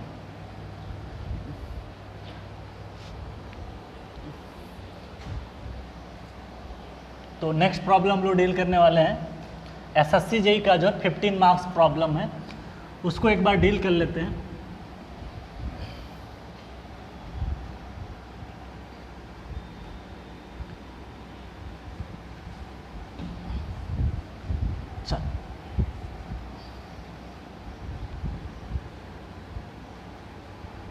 आगे बात करते हैं। नेक्स्ट प्रॉब्लम आपकी ये हो जाती है कि क्वेश्चन देखिए, अगर कन्वेंशनल आप करते जाओगे ना तो आपको फ़ायदा इसका मिलेगा। जब भी मेंस की तैयारी करोगे ना तो ये क्वेश्चन आपकी काफ़ी हेल्प करेंगे, और ये क्वेश्चन अभी नहीं लगाओगे तो बाद में समझ भी नहीं पाओगे। इसलिए इंपॉर्टेंट है कि जो मेंस के क्वेश्चन मैं कराता हूँ, प्लीज़ इसीलिए कराता हूँ कि यार आपको समझ में आ जाए। नहीं तो मेरे को कोई वो नहीं था, चाहता तो मैं ऑब्जेक्टिव करा देता, बट नहीं, आपके लिए जो है मैं यहाँ पे मेंस के भी क्वेश्चन कराता हूँ ताकि आपको बार बार कहीं पे दिक्कत ना आए। एक बार लगा लो, समझ लो उनको, और इतना टाइम देता हूँ कि आप आराम से इनको समझ सकते हो। अगर आपको कुछ भी नहीं आता होगा फिर भी समझ जाओगे। ठीक है, चलो अगर लोड डिस्ट्रीब्यूशन समझने में किसी को दिक्कत है तो सिमिलर ट्रायंगल लगा के अपना निकाल सकता है, लेकिन मैंने जो तरीका बताया वो सबसे आसान तरीका है। ठीक है, सबसे बेहतरीन तरीका है, उससे जल्दी कुछ भी नहीं कर सकते आप। आगे बढ़ते हैं। एसएससी जेईई प्रॉब्लम 2018 बड़ा अच्छा क्वेश्चन है। ऐसा क्वेश्चन ईएस में भी आ चुका है, ईएस में भी आ चुका है, गेट में भी आ चुका है। अब ये क्वेश्चन आपके एग्जाम में वो आ गया, तो इसको कैसे किया जाए उस चीज़ को देखते हैं। ठीक है, चल पहले प्रॉब्लम को मेंशन करते हैं। प्लीज़ पहले आप मेरे साथ नोट करिए प्रॉब्लम को, उसके बाद हम चीज़ों को समझते हैं। क्वेश्चन नंबर 3 एसएससी जेईई, बड़ा अच्छा क्वेश्चन है, ऐसा मत समझना ये एसएससी जेईई में, ये क्वेश्चन गेट आईएएस के लायक ही है। तो ये 15 मार्क्स का पूछा गया था 2018। पेपर खोल के देख लेना, आपको पता चल जाएगा। क्ले स्ट्रेटम, क्वेश्चन क्या कह रहा है, क्ले स्ट्रेटम, क्ले की एक लेयर है, स्ट्रेटम का मतलब होता है layer, has 2.5 metre thick, has 2.5 metre thickness, okay, and has initial overburden pressure, and has initial overburden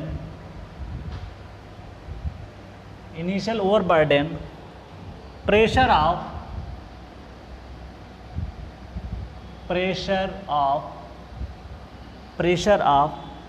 45 kilonewton per meter square. The clay is over consolidated. The clay is over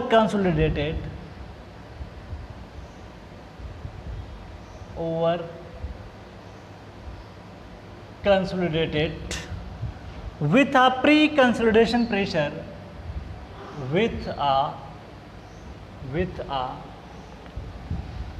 pre-consolidation pressure of 65 kilonewton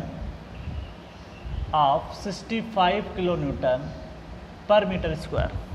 Okay, find the final settlement. Find the final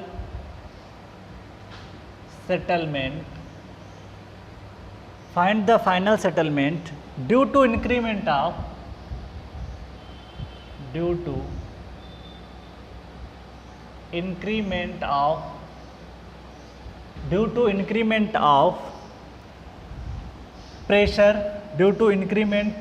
pressure of 55 kilonewton per meter square at the middle of clay layer,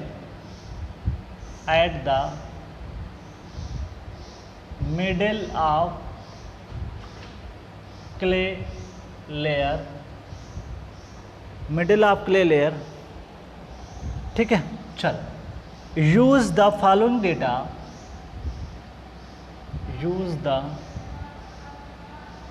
following data, क्या data दे रखा है उसको देखते हैं। पहला दिया है initial void ratio, initial wide ratio आपको दे रखा कितना, 1.2, ये मेंशन किया है। और ये प्रॉब्लम सबसे आसान है। कंप्रेशन इंडेक्स आपको मेंशन कर रखा है।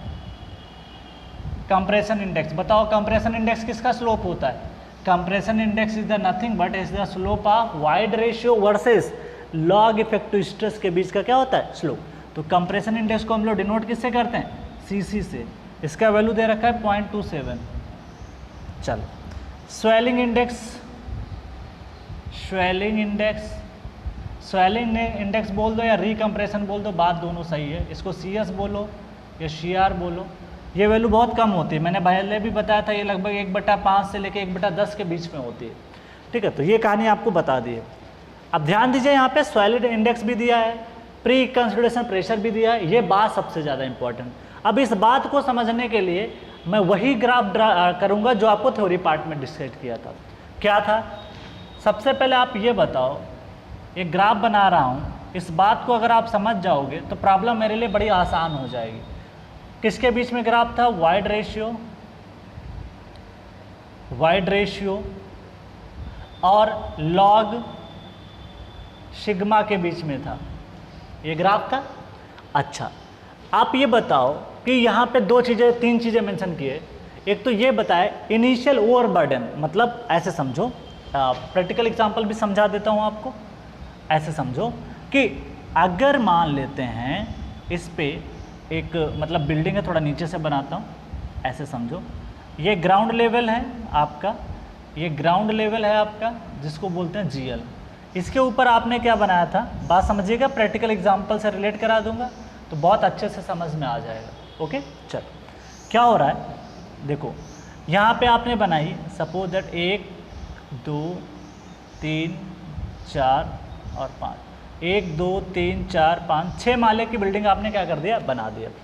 ठीक, अब इस 6 माले की बिल्डिंग की वजह से नीचे है सॉइल, नीचे आपकी क्या भरी हुई है, ये है सॉइल। ठीक, एक क्ले की स्ट्रेटम है, 2.5 मीटर थिकनेस है एंड हैज इनिशियल ओवरबर्डन। ये क्ले की एक थिकनेस है 2.5 मीटर की। ओके, इसका इनिशियल बर्डन है, तो ये है क्ले की परत है, क्ले है। देखिए ये सब समझ जाओगे तो क्वेश्चन तो कुछ भी नहीं है, बट क्वेश्चन का कॉन्सेप्ट समझना जरूरी है। क्वेश्चन फिर बाद में घुमा देगा तब समझ नहीं पाओगे, इसलिए मैं पूरी कहानी पिक्चर क्लियर कर दूंगा, उसके बाद आप क्वेश्चन खुद ही लगाओगे। पहले इसके ऊपर ये बिल्डिंग थी, इसकी वजह से इस पर कुछ ना कुछ स्ट्रेस आई होगी, मान लेते हैं डेल्टा सिग्मा बार ओवरबर्डन प्रेशर। ठीक है, कैसे आया होगा, मान लिया आपने इसके ऊपर पहले कभी 6 माले की बिल्डिंग बनाई थी, 6 माले बिल्डिंग बनाने के कारण उस पर जो ओवरबर्डन प्रेशर आया था, या प्री हिस्ट्री में इसको बनाने के बाद कह सकते हो इसकी लोड के लगने के कारण इस सॉइल मास पे जो पास्ट में बार आया था, मतलब पास्ट इसको बोल सकते हो, प्री बोल सकते हो, प्री बोल सकते हो, प्री या आर सिग्मा बार पास्ट भी बोल सकते हो, दोनों बातें सही है। पहले काम कर चुका है या पास्ट में, दोनों बातें सेम है। तो पहले हिस्ट्री में इसको कभी काम किया था कितना, देखो बोला भी है the clay is over consolidated, ये जो क्ले है ओवर कंसोलिडेट हो गई है due to expulsion of pore water pressure, जिसकी वजह से इसका प्री कंसोलिडेशन प्रेशर कितना है 65 kilo newton per metre square. तो ये प्री कंसोलिडेशन प्रेशर की वैल्यू कितनी दे रखी है, तो ये जो सिग्मा पी बार है ना, ये कितना दे रखा है 65 kilo newton per metre square. अच्छा, बात समझ में आ गई होगी। फिर क्या किया गया है, उसने क्या किया है, due to increment of pressure 55 kilo newton at the middle layer, फिर क्या किया गया है, ये तो पुरानी हिस्ट्री हो चुकी है। फर्दर आपने क्या किया, इस बिल्डिंग को हटा दिया। अब सॉइल इतना झेल चुकी है, पहले इसको हटाओ, इसको हटा दिया। अब मैंने क्या किया, अभी तक जो 65 आ रहा था, अब मैं बिल्डिंग को थोड़ा कम करूँगा। बिल्डिंग को मैंने बना दिया सपोज दैट 5 माले की, अब 1 2 3 4 5, पहले 6 मंजिल बिल्डिंग थी, उसकी वजह से 65 मुझे मिला। ये कभी हिस्ट्री में पहले काम कर गया था, बिल्डिंग को गिराओ, गवर्नमेंट ने कहा भाई इसको गिराओ, ये ज़्यादा ऊंची आपने बिल्डिंग बना दी है, इसको थोड़ा 1 माले 2 माले कम करो, तो मैंने कम कर दिया। कम करने के बाद अब जो प्रेशर निकल के आ रहा है वो कह रहा है, ध्यान दीजिएगा यहाँ पे एक लाइन लिखी है, इसने लिखा क्या है, इंक्रीमेंट। तो इंक्रीमेंट को हम लोग लिखते हैं डेल्टा सिग्मा बार से लिखते हैं, किससे लिखते हैं, डेल्टा सिग्मा बार से। तो डेल्टा सिग्मा बार से लिखते हैं, तो इसकी वैल्यू आई है 65 kilo newton per metre square.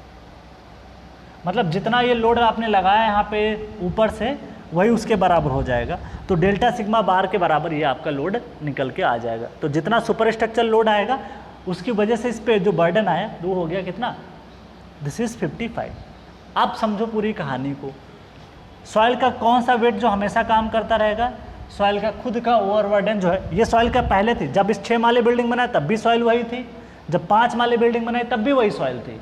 तो आप क्या देखोगे कि यहाँ पे जो शुरुआत में बर्डन है आपका कितना है, तो इसको मैं लिख सकता हूँ लॉग पे चलेंगी सारी चीज़ें, लॉग बेस 10 कितना है शुरुआत में, ये वैल्यू आपको दी गई है कितना 45, तो ये है आपका 45। देखो इसका मतलब ये है कि जो इनिशियल बर्डन है आप सॉइल का वो कितना है 45 kilo newton per metre square. अब सारी पिक्चर क्लियर हुई होगी।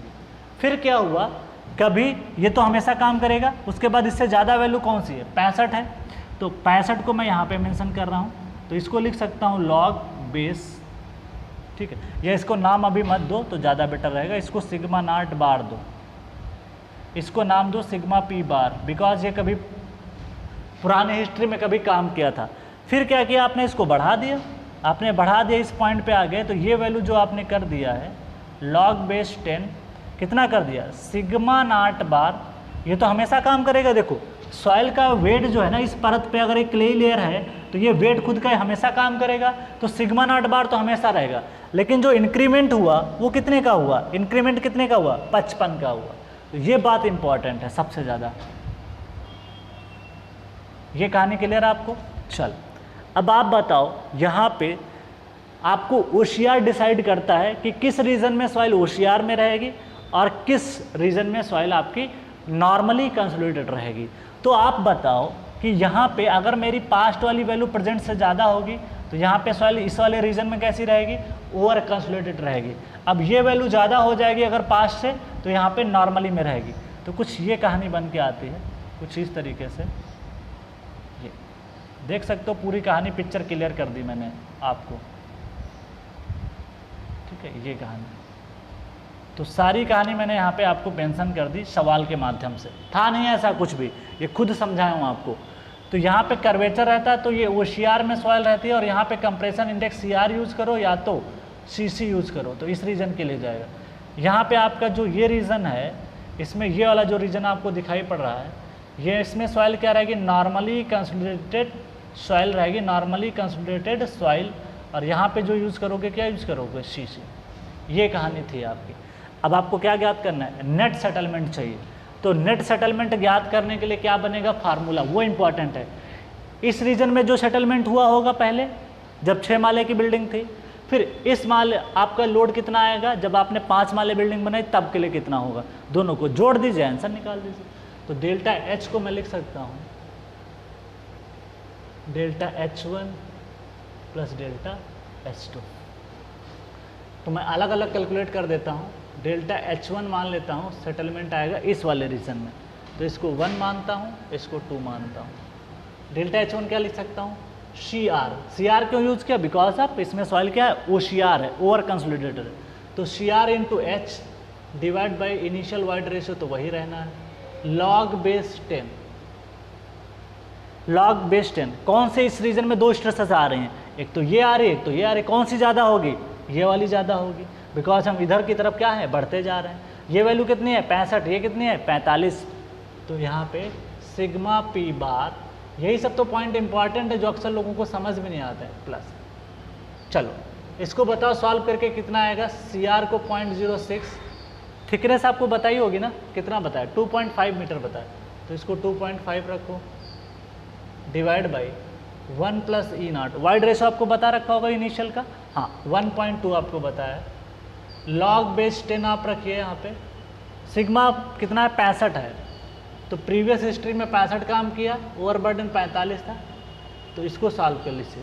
तो ये डेल्टा H1 जो निकल के आता है, ये कितना निकल के आता है, हाउ मच, इसको तो मैंने सॉल्व नहीं किया, मैंने डायरेक्ट आंसर लिख दिया था, तो वो सारी चीज़ों को हम यहाँ पे मेंशन करें, कोई बात नहीं। ये डेल्टा H1 आप लिख लो, फिर मैं लिखता हूँ डेल्टा H2।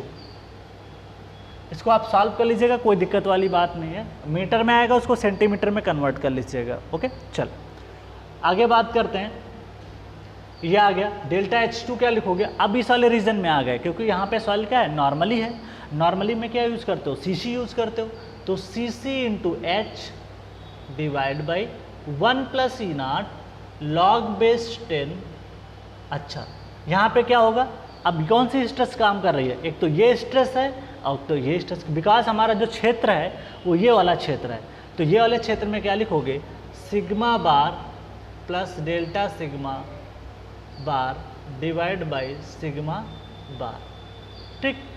CC की वैल्यू अगर मैं बताऊं कितनी है, CC की वैल्यू आपके सामने है, क्या 0.27, थिकनेस तो आपको पता ही होगा 2.5 है, इनिशियल वाइड रेशियो 1.2 है, log बेस 10, इनिशियल बर्डन 45 है, इंक्रीमेंट कितना हुआ था, बोलो, इंक्रीमेंट हुआ था आपका कितना, 55 का हुआ था, तो ये बात आप यहाँ पे लिखना पड़ेगा, दिस इज कितना, 55, ओके।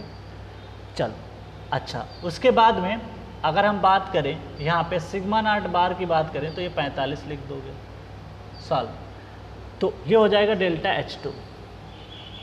तो डेल्टा H जो टोटल आएगा ना, वो डेल्टा H1 आएगा प्लस डेल्टा H2 आएगा। जब दोनों को सॉल्व करोगे ना, तो ये आंसर निकल के आता है अप्रॉक्सीमेट 0.0682, ठीक है, 9 mm, सॉरी मीटर, इसको कन्वर्ट कर दो mm में, तो 68.29 mm में आ जाएगा। 1000 से गुणा कर दीजिए, आंसर आ जाएगा। बाकी मैं और सारी चीज़ें इसमें बता सकता हूँ कि OCR कैसे निकालते थे। बताओ, आपको OCR पढ़ाया गया था, OCR कैसे निकालते थे। और सिग्मा क्या होता था, पास्ट होता था, अपान सिग्मा क्या करते थे, प्रेजेंट करते थे। ठीक है, चलो इस वाले क्षेत्र में लगा के बता देता हूँ। 65 आएगा, डिवाइड बाय क्या आएगा, 45। तो this is value is greater than 1। So soil कैसी बिहेव करेगी, OCR रहेगी, OCC सॉइल रहेगी, OCC सॉइल। ओके, अब यहाँ देखना इस वाले क्षेत्र में, ठीक है, इस वाले क्षेत्र में देखना, ये क्या है, पास्ट है। तो OCR इस वाले क्षेत्र में अगर लागोगे 1 वाले रीजन में लिख दिया, ये 2 वाले में लिख दिया। जब OCR यहाँ लिखोगे, पास्ट में वैल्यू कितनी है, sigma past, sigma present, sigma present, sigma present करोगे, पास्ट की वैल्यू बोलो कितनी है, 65 है, प्रेजेंट की वैल्यू कितनी है, 100 है, क्योंकि यहाँ पे 100 हो गया। ये रेशियो क्या हो गया, 1 से कम, तो यहाँ पे नॉर्मली कंसोलिडेटेड क्या हो गई, 100 लोग। तो ये सब ऑब्जेक्टिव हैं छोटे छोटे आपके, इस वजह से मैंने यहाँ पे सारी कहानी आपको बता दी। ठीक है, तो बहुत ही अच्छा क्वेश्चन था कुछ नहीं, ये चीज़ समझनी पड़ती है। अगर एक बार में आपको समझ में आ जाएगा ना तो कुछ नहीं, ये ग्राफ ड्रा करो, खटाखटाक वैल्यू पुट करो, सीधा फार्मूला एक लाइन में पुट करो, इतने लाइन में, एक ही लाइन में इसको फार्मूला बना लेते हैं आप, कैलकुलेटर में पुट करो, आंसर निकालो। ठीक है, तो इस तरीके से निकाल सकते हो। ध्यान है, सेटलमेंट की जो वैल्यू आती है ऐसा नहीं कि 10,000 mm आ जाएगी या 20,000 mm आ जाएगी। थोड़ा सा डेटा भी जो रहता है वो रिलायबल रहता है ना, जैसे फील्ड डेटा होता है या परमिसिबल लिमिट्स होती हैं। तो मैंने जब परमिसिबल डिफ्लेक्शन आपको या सेटलमेंट लिखवाया था तो कितना लिखवाया था, वो आपको लिखवाया था या तो 70 था या तो 80 था या 80 से आसपास था, 65 था, 40 था, 25 था। तो जो भी आंसर आएगा उसका भी जो आंसर निकल के आएगा, हो सकता है 100 आ जाए mm आ जाए, 150 mm भी आ सकता है, कोई दिक्कत नहीं। लेकिन ऐसा नहीं कि 10,000 mm निकाल दो, इसका मतलब आपके कैलकुलेशन में कहीं गलती है। तो जो भी आंसर आया करो थोड़ा एक बार जज किया करो कि यार मेरा रिजल्ट उसके आसपास आ रहा है कि नहीं आ रहा है। तो आपका रिजल्ट अगर 30 mm से लगा करके 150 mm तक आता है, दैट इज़ गुड, सही है। अगर आपका 10,000 mm आ गया, इसका मतलब आपने डेटा में गलती की। इतना अलाउ कर दोगे तो बिल्डिंग तो धस ही जाएगी, इसलिए प्रैक्टिकली पॉसिबल नहीं होता। तो आई होप कि ये चीज़ आपको क्लियर हो गई होगी। तो आप पहले इसको कॉपी करें, उसके बाद में हम आगे चीज़ों को बढ़ाते हैं। नेक्स्ट क्वेश्चन नंबर 4 पे हम लोग मूव करते हैं। चल आगे बढ़ें।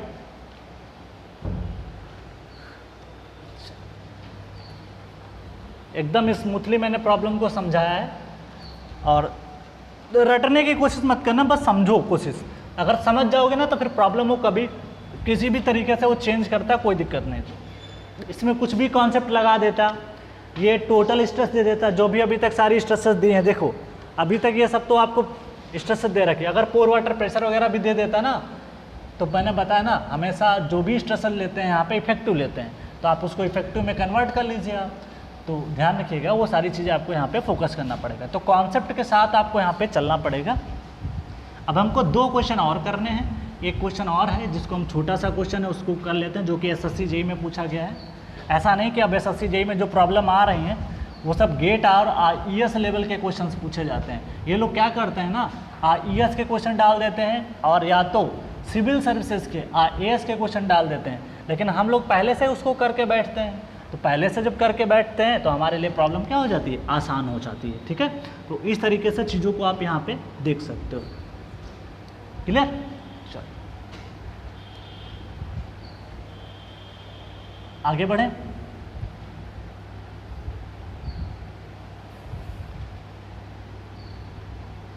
चलो आगे बढ़ते हैं। नेक्स्ट प्रॉब्लम है आपकी क्वेश्चन नंबर 4। ज़्यादा बड़ा क्वेश्चन नहीं है, 2 प्रॉब्लम और आपको डिस्कस कर देंगे, बस उसके बाद में कन्वेंशनल क्लास ख़त्म हो जाएगी आपकी, और सीधे हम लोग मिलेंगे शियर स्ट्रेन टॉपिक में।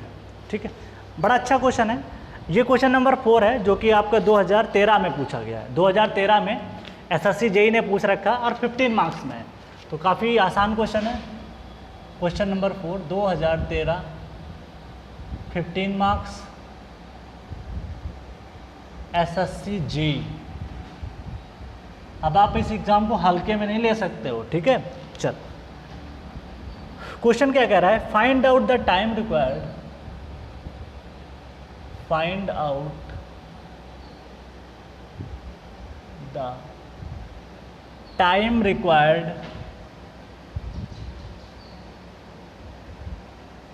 time required for 50%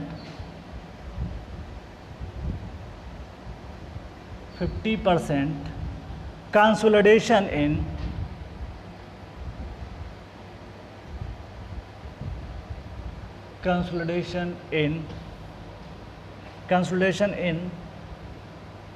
a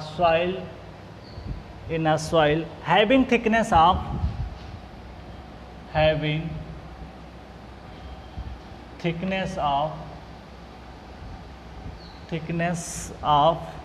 800 centimeter and pervious strata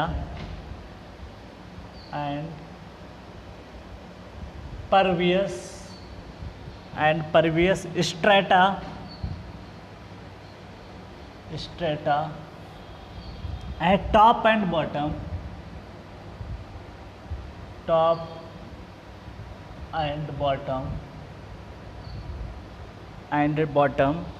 what will be the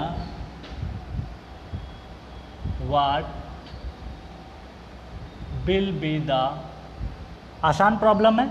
what will be the value of coefficient of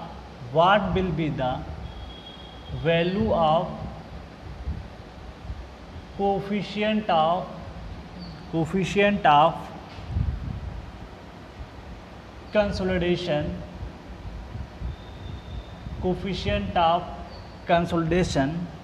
if coefficient of permeability is if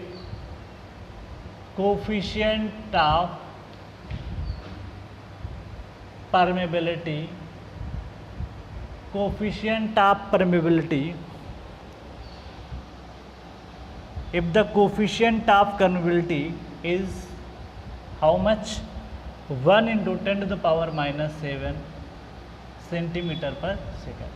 अब ये परमेबिलिटी किसकी है पता है? ये डेटा से बताओ आप. रेंज आपको बता रखी है. 1 सेंटीमीटर से ज़्यादा होती है तो ग्रेवल होता है. 1 से लेके 10 to the power minus 3 centimetre per second होती है तो सैंड के लिए होती है. 10 टू द पावर माइनस 3 से लेकर के अगर आपकी 10 टू द पावर माइनस 7 तक होती है तो वो वैल्यू सिल्ट के अंतर्गत आती है. अगर 10 टू द पावर माइनस 7 से भी छोटी वैल्यू हो जाए सेंटीमीटर पर सेकेंड में तो वो क्ले होती है. तो जब भी पढ़ा करो यूनिट पे डेटा पे फोकस किया करो, सारे रिजल्ट ऐसे ही याद हो जाते हैं. तो लोग कहते हैं याद नहीं होता डेटा है, ऐसे डेटा याद होता है. जब बार बार उसी चीज़ को देखोगे याद हो जाता सब कुछ है. चल तो मतलब ये आपको जो वैल्यू दी गई है दिस इज KV. चल टाइम निकालना है, निकाल सकते हैं. कैसे? ये सब कहानी दे रखा है. 50% कंसोलिडेशन दिया और कुछ दिया है. हाँ दिया है. क्या क्या दिया है? वाइड रेशियो आपको दिया है 1.8. MV आपको दे रखा है क्या 0.00 ठीक है 03 सेंटीमीटर स्क्वायर पर ग्राम. ग्राम बोलो या किलो न्यूटन बोलो या न्यूटन बोलो कोई फ़र्क नहीं, बिकॉज सारा डेटा यहाँ पे उसने ऐसे ही दे रखा है 1 ग्राम पर cc. उसके बाद में ये सब कहानी बता दी. चल अब आपको एक खास बात यहाँ पे ये समझना पड़ेगा कि आपको वैल्यू निकालना है, value of coefficient of consolidation. ठीक है. और क्या पूछा? टाइम चाहिए. दोनों वैल्यू चाहिए आपको. What will be the value of coefficient of consolidation. CV चाहिए आपको ना. तो मेरे को यहाँ पे क्या फाइंड करना है? CV. अगर मेरे को CV निकालना है तो पहला पार्ट मैं लिख रहा हूँ. CV इजकल टू होता क्या है? KV upon MV into gamma W. ठीक है. ये एक मेथड होता है. मैंने बताया था कि एक परमेबिलिटी जब पढ़ाया था तो एक एम्पेरिकल फार्मूला निकल के आया था और इस मेथड से मतलब लैब में निकाला जाता है. इस मेथड से हम लोग फाइन ग्रेन सॉइल की परमेबिलिटी निकालते हैं. जैसे क्लेई सॉइल है तो उसमें भी फाइन क्ले अगर होगा तो उसके लिए हम लोग निकालते हैं. तो ध्यान रखिएगा. जैसे आपने वेरिएबल हेड पढ़ा, कांस्टेंट हेड पढ़ा. कांस्टेंट हेड किसके लिए पढ़ते हो? ग्रेवल के लिए पढ़ते हो, सैंड के लिए पढ़ते हो. उसके बाद में सिल्ट और क्ले के लिए मिक्सचर होगा तो आप फाइलिंग हेड ले लेते हो. लेकिन अगर फाइन क्ले है तो उसके लिए हम लोग यूज़ करते हैं कंसोलिडेशन टेस्ट यूज़ करते हैं. तो वहाँ से जो परमेबिलिटी निकल के आती है this is CV equal to KV upon MV into gamma. ठीक है, याद रखिएगा. तो मेरे को ये निकालना है. KV बोलो कितना है? KV आपके सामने है 1 into 10 to the power minus 7. Because सारी यूनिट यहाँ पे सेंटीमीटर में तो मैं बदलूंगा नहीं तो इसको मैं ऐसे रख रहा हूँ सेंटीमीटर पर सेकेंड। चलो एमवी की यूनिट बताओ क्या है। इसको मैं एक फार्म में लिख सकता हूँ 3 इंटू 10⁻⁻4 लिख सकता हूँ, क्योंकि पॉइंट के बाद में 0003 है। क्या है ये लिख सकता हूँ। चल ये हो जाएगा आपका सेंटीमीटर स्क्वायर पर ग्राम इनटू यूनिट वेट कितना है 1 ग्राम, तो ये 1 ग्राम, ये 1 ग्राम पर सीसी का मतलब होता है सेंटीमीटर क्यूब, तो ये ग्राम से ग्राम हो जाएगा कैंसिल। That's clear. सेंटीमीटर ऊपर पहुंचाओ तो ये हो जाएगा 1/3 10⁻⁻7। ये पावर ऊपर जाएगी क्या हो जाएगी प्लस हो जाएगी। अच्छा ये ऊपर चला जाएगा क्या हो जाएगा सेंटीमीटर क्या हो जाएगा क्यूब, पहले से एक सेंटीमीटर है। अच्छा टाइम है सेकेंड तो इसको लिखो, और फिर एक क्या है सेंटीमीटर स्क्वायर है। 100 यहाँ से कैंसिल हो जाएगा, बचेगा क्या 1 सेंटीमीटर यहाँ से बचेगा, 1 सेंटीमीटर ये क्या हो जाएगा सेंटीमीटर स्क्वायर, तो ये आ जाएगा 1/3 10⁻³ centimetre square divide by second. क्यों बार बार यूनिट पे फोकस करता हूँ, कल को भूल भी जाओ तो सॉल्व कर सकते हो, और ये सब ऑब्जेक्टिव क्वेश्चन है आपके। तो यही आपके एग्जाम में तो एसएससी जेईई ने तो यही पूछ रखा है कि आपकी यूनिट क्या होती है इसकी, तो 0.33 10⁻³ सेंटीमीटर स्क्वायर पर सेकेंड। तो इसका मतलब ये हो गया कि जो CV होता है उसकी यूनिट क्या होती है सेंटीमीटर स्क्वायर पर सेकेंड या मीटर स्क्वायर पर सेकेंड। जितनी बार बोलोगे जितनी बार लिखोगे आपके क्वेश्चन उतने ही आसान हो जाएंगे। ठीक है, अब मेरे को CV तो मिल गया, अब मेरे को क्या चाहिए टाइम चाहिए। दूसरा फार्मूला CV का एक और पढ़े थे, CV = TV into drainage path का स्क्वायर अपान टाइम। मेरे को चाहिए टाइम तो मैं T लिखूँगा TV इंटू D² अपान CV। मेरे को CV पता हो चुका है, मेरे को क्या चाहिए TV चाहिए और D चाहिए। उसने बोला है find out the time required for consolidation on the soil having thickness इतना। एक ये थिकनेस है जिसकी वैल्यू उसने दे रखा है 800 सेंटीमीटर, और उसने बोला है कि एक परवियस स्ट्रेटा ऊपर लगा दिया गया है, एक परवियस स्ट्रेटा कहाँ लगा दिया नीचे लगा दिया गया। अब परवियस स्ट्रेटा अगर आप भाई लगा दोगे तो फ़र्क क्या पड़ेगा, फ़र्क ये पड़ेगा कि पानी अब दोनों साइड से जा सकता है। पानी यहाँ से जाएगा, पानी यहाँ से जाएगा, यहाँ से पानी आसानी से क्या कर सकता है मूव कर सकता है। अब लेंथ ऑफ ड्रेनेज पाथ इसमें आपको खुद ही समझना था कि उसने बोल दिया, देखो अच्छे से समझो, परवियस स्ट्रेटा है टॉप एंड बॉटम। परवियस का मतलब होता है पानी को पास करा देना, ठीक है। सैंड परवियस होती है, ग्रेवल भी परवियस होता है, मतलब पानी जिससे पास हो जाए, दिस इज कॉल्ड परवियस। तो यहाँ से मतलब हमको ये समझना जरूरी है कि D = हम क्या लिख सकते हैं H/2। तो सबसे बात इंपॉर्टेंट थी कि D की वैल्यू क्या लिखोगे। तो अगर ये बात ना बोल देता कि टॉप पे आपकी इम्परमेबल लेयर है, एक तरफ परवियस है, तब तो एक ही 1 वे ड्रेनेज मानते। तो ये मेरा जो केस है ना, ये 2 वे ड्रेनेज का है। किसका केस है 2 way drainage, 2 way drainage. That's clear. चलो अब TV की वैल्यू बोलो कितनी आएगी, 50% है तो π/4। ये वैल्यू आपकी 60 से कम है,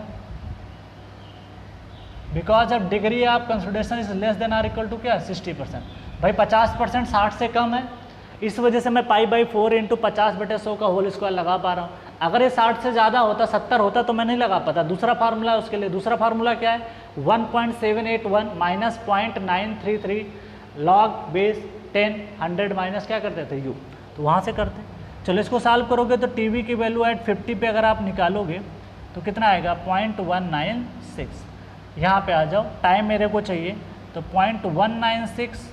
ड्रेनेज पाथ आपने लिखा H/2, H/2 कितना 800 / 2 का होल स्क्वायर, ठीक है। तो इस तरीके से हम यहाँ पे लिख सकते हैं। तो D = क्या लिख दिया H/2, और H की वैल्यू है आपके पास 800 सेंटीमीटर / 2।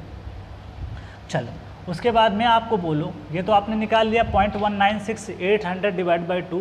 अच्छा अब आपको चाहिए CV आपके पास है, CV पुट करो आप 0.33 इंटू 10⁻³ ये आप पुट करोगे तो इससे आंसर क्या निकल के आएगा, इससे निकल के आएगा 94.17, ठीक है, इंटू 10⁻+6 सेकेंड निकल के आता।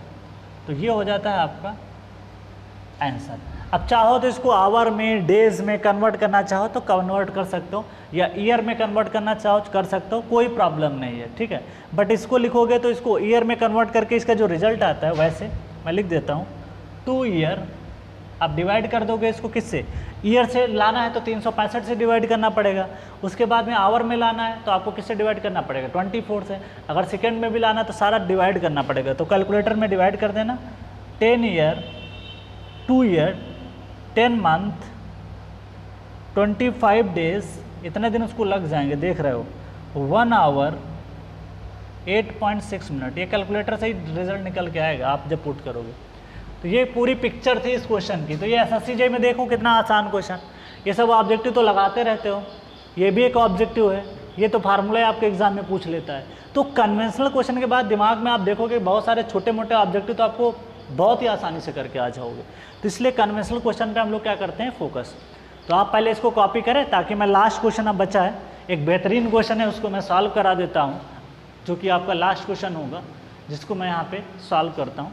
चल, एक लास्ट क्वेश्चन है जिसको मैं यहाँ पे अभी सॉल्व करने जा रहा हूँ आपके लिए। पहले आप इसको कॉपी कर लें, उसके बाद हम चीज़ों को आगे बढ़ाते हैं।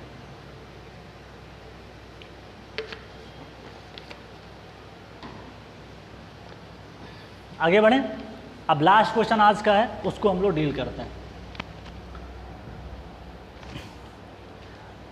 आपको अच्छे से समझ में आया क्वेश्चन?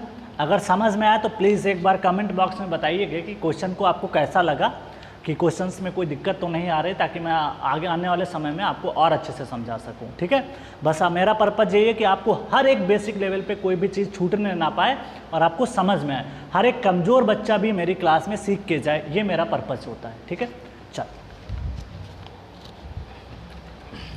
आगे बढ़ते हैं। एक लास्ट क्वेश्चन है, लेकिन वो थोड़ा सा अच्छा क्वेश्चन है, लेकिन है नहीं टफ। बस एक बार मैं समझा दूंगा ना तो आप समझ जाओगे अभी। बट वो क्वेश्चन IAS में पूछ लिया था 2016 में। तो वो क्वेश्चन एक्चुअली है क्या, उसने डबल लेयर में बताया कि उसको 2 लेयर में डिवाइड करके सॉल्व करो। तो टफ नहीं है, आसान है, कर ले जाओगे, ऐसी कोई बड़ी बात नहीं है। ठीक है, मैं बताऊंगा इस तरीके से ही कि आपको वो चीज़ समझ में आ जाए। चल आगे बढ़ते हैं।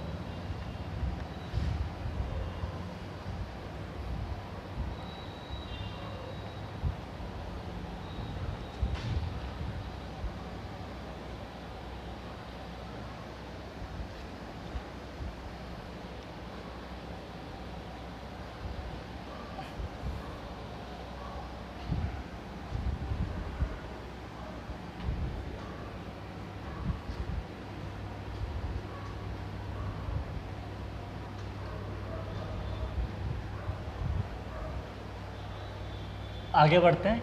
लास्ट क्वेश्चन है आज का।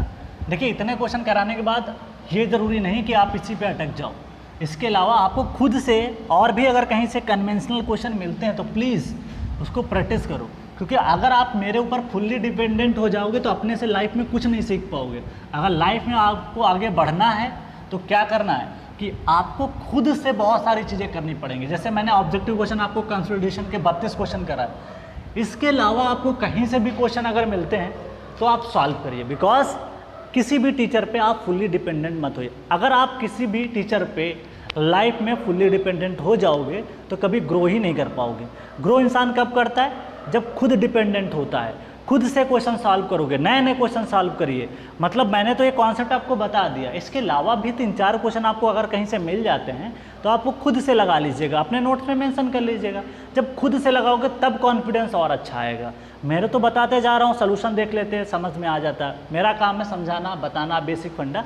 अब इसी कॉन्सेप्ट के साथ में आपको नए क्वेश्चंस मिलेंगे तो आप उनको ट्राई करिए।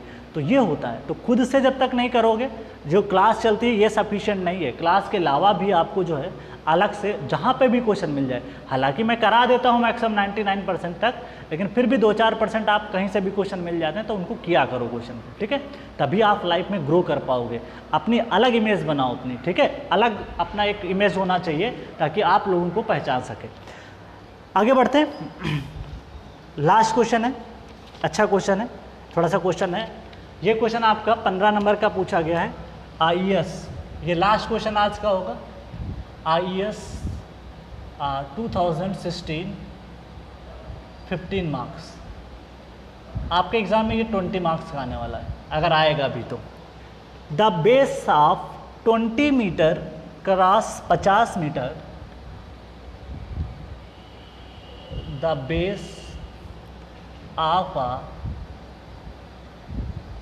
20 metre cross 50 metre rests on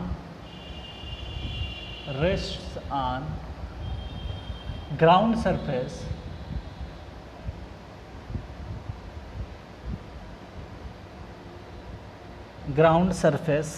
and applies a stress of and applies a stress of 100 kilo pascal समझते हो, kilo newton per metre square, this is called pascal, to the subsoil मतलब ground के नीचे वाली, to the subsoil, ठीक। The ground strata consist of, the ground strata consist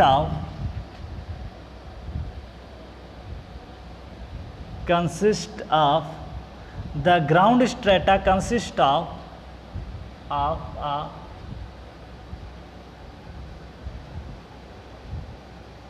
dense sand up to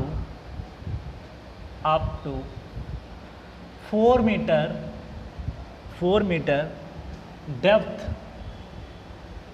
depth, followed by a clay layer, followed by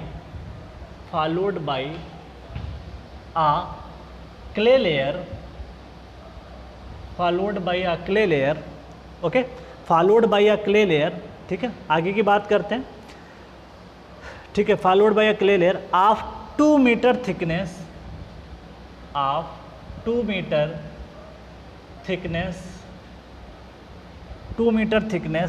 having compression index,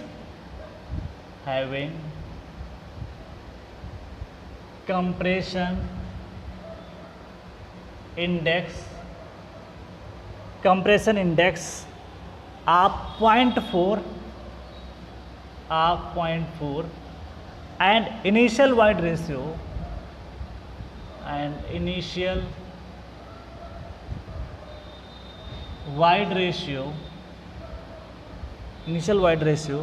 of 1, initial wide ratio कितना बताया, 1। The clay layer is followed by, the clay layer is followed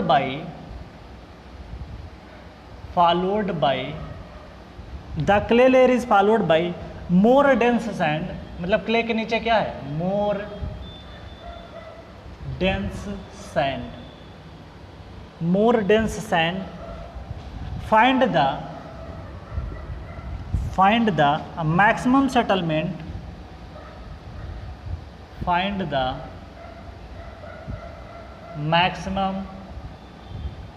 settlement, आपको क्या ज्ञात करना है, maximum settlement that will occur,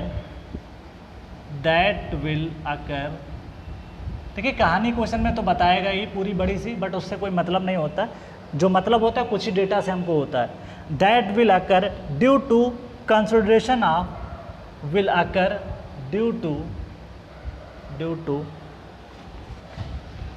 consolidation of clay. ध्यान दीजिएगा, जो भी सेटलमेंट ज्ञात करना है वो सिर्फ क्ले के कारण ज्ञात करना है, सैंड वेंड से कोई मतलब नहीं है, बिकॉज सैंड का सेटलमेंट बहुत कम आता है, अल्टीमेट सेटलमेंट। फिर कहा है water table eight ground surface, comma, water table eight ground surface, मतलब ग्राउंड पे, टॉप पे, चलो बढ़िया है, कम से कम ऊपर रहता तो और आसान रहता है, ground surface and total unit weight of sand and total unit weight of sand is 20 kilonewton per meter cube and of clay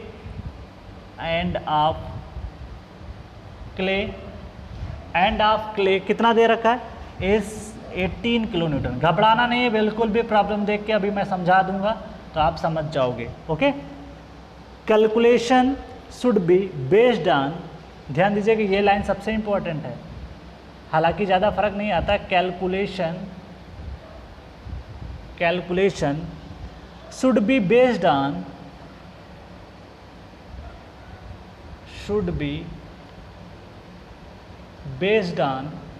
calculation should be based on two equal division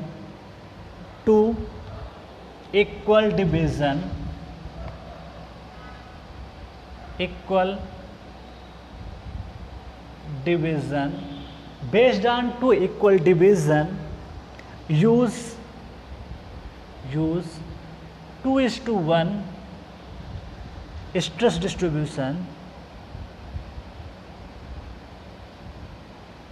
distribution इसको आपने बता दिया। अब पूरी picture को जो एक कहानी दी है ना, इसको मैं डायग्राम के फॉर्म में मेंशन करूंगा, हालांकि डायग्राम आपको एग्जाम में नहीं दिया है, ठीक है, इसको खुद ही बनाना पड़ेगा। चलो भाई एक एक करके समझते हैं। एक बेस है, बेस किसका होता है? फुटिंग का। 20 मीटर उसकी विड्थ है, 50 मीटर लेंथ है। Rest on the ground surface, ground surface पे क्या है? रेस्ट है। इसने हमको बना देना है इसको ग्राउंड सरफेस, ध्यान दीजिएगा ग्राउंड सरफेस पे बनाना है। तो एक फुटिंग है वो आपको बना देनी है कुछ इस तरीके से।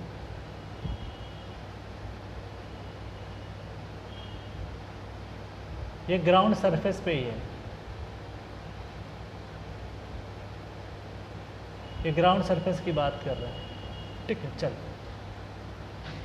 यहाँ पे रेस्ट की गई है, ये है जीएल आपका ग्राउंड सरफेस। आपकी ग्राउंड पे ही रख दिया। चलो ये है ग्राउंड, मेरे को चाहिए पी। उसने क्या बोला है? 20 मीटर क्रॉस इतना, तो मैं 20 मीटर तो इधर दिखा रहा हूँ, ठीक है, इसने 20 मीटर है। चलो इसके ऊपर आपको लगा रखा है यूडीएल भी, ठीक है, यूडीएल दिखा रखा है प्रेशर का। इसके ऊपर आपको प्रेशर बना के रखा है। चलो पहले प्रेशर है तो इसको लोड में कन्वर्ट कर देते हैं। बेस आप इतना on the ground surface and applied stress आप इतना, तो इसको हटाओ। उसने स्ट्रेस लगा रखी है, लोड नहीं लगाया है।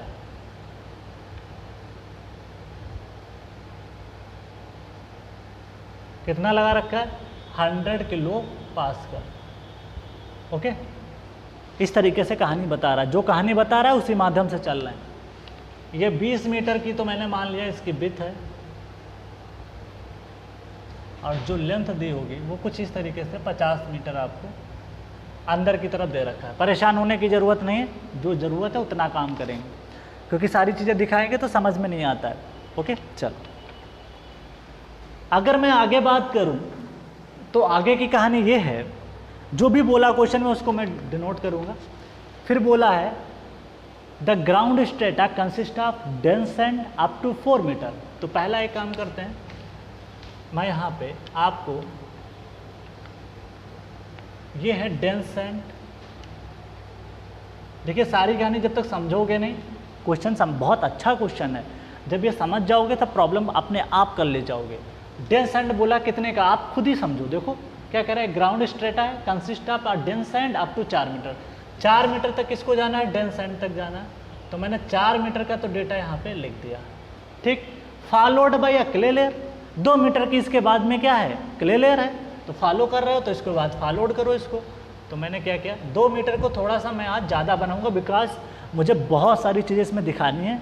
तो हालांकि मैं 4 मीटर के बराबर ही दिखाऊंगा, बट वो है 2 ही मीटर। बस समझने के पॉइंट ऑफ व्यू से मैं इसको थोड़ा मतलब थोड़ा सा ज़्यादा बड़ा बनाऊंगा, इसलिए समझ सकते हैं। तो ये मैंने बना दिया, this is 2 metre clay. I hope कि समझ में आ गया होगा। ये बात क्लियर है, ठीक है। 2 metre thickness of having compression index इतना इतना इतना।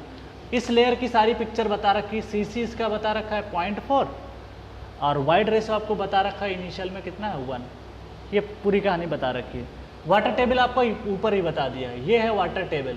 तो ध्यान रखिएगा, ये बात बड़ी इंपॉर्टेंट है, पानी ऊपर कर दिया है, इसका मतलब नीचे का सॉइल जो रहेगा सैचुरेटेड भी रहेगा, सबमर्ज भी रहेगा। ये बात तो आपको क्लियर हो गई। A clay layer is followed by more dense. अब ये क्ले के बाद फिर फर्दर क्या आ गई, नीचे फर्दर क्या है, डेंस सैंड है। बट मेरे को इससे कोई फ़र्क नहीं पड़ता। नीचे वाली लेयर का सेटलमेंट तो ज्ञात नहीं करना, जो भी बात करनी है यहाँ तक बात करनी है, ठीक है। तो सारी कहानी हम लोग यहीं तक देखेंगे, ये क्ले लेयर की हमें सेटलमेंट ज्ञात करनी है। फिर कह रहा है clay layer is followed by more dense sand, find the maximum settlement that will occur due to consolidation of clay.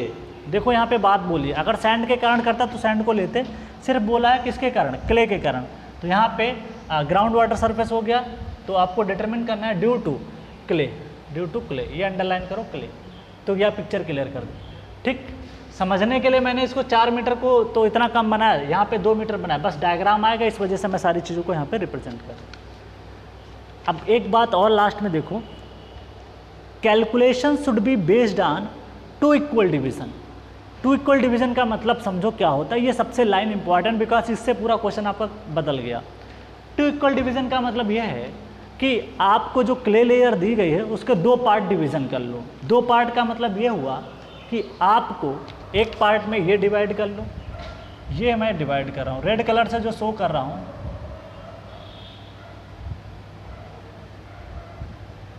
ये, तो ये आपका नाम दे दिया मैंने, डिवाइड कर दिया, इसको एक्स एक्स मान लो, एक्स एक्स। 2 पार्ट में डिवाइड कर दिया तो 1 मीटर ऊपर हो जाएगा, 1 मीटर नीचे हो जाएगा। आई होप कि क्लियर हो गया होगा आपको, ठीक। अब लोड का डिस्ट्रीब्यूशन दिखाओ। अब ध्यान दीजिएगा, क्वेश्चन 2 पार्ट में टूट गया। 2 पार्ट में कैसे टूट गया, एक बार इस लेयर का सेटलमेंट ज्ञात करो, एक बार इस लेयर का ज्ञात करो, दोनों को जोड़ दो। इसको बोलते हैं 2 डिवीजन मेथड। तो आसान हो गया कि नहीं हो गया, तो कुछ भी नहीं करना है, हर बार थोड़ा सा चेंज आएगा। अब देखो मैं इसको दूसरे कलर से इसको रिप्रेजेंट कर रहा हूँ, अब आपको समझ में आ जाएगा। देखो पहली बार क्या हो रहा है, इसका लोड का डिस्ट्रीब्यूशन मैं दिखा रहा हूँ।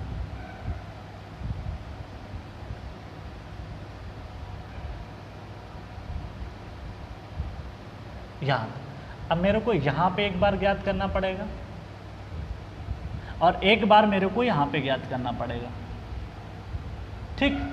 तो पहली बार में आप तो यहाँ पर आएगा, दूसरी बार में इधर भी कर लिया आपने। पहली बार समझा देता हूँ, उसके बाद आगे बढ़ता हूँ। तो आप बताओ, इसको अगर मैं प्रोजेक्ट करूँ इस लेयर तक, तो क्या ये 20 मीटर होगा? यस, ये 20 मीटर होगा।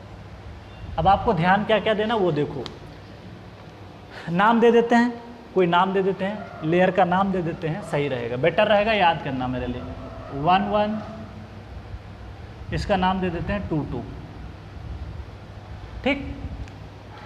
तो बस ऐसे समझ लो, एक बार मेरे को प्रॉब्लम क्या करनी, इस वाली लेयर एक नई लेयर बन गई, एक लेयर ये बन गई, तो कुछ याद करने में दिक्कत नहीं।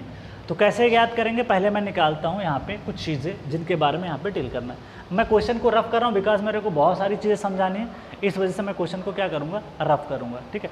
गामा आपको दे रखा है, मैं लिख देता हूँ एक बार।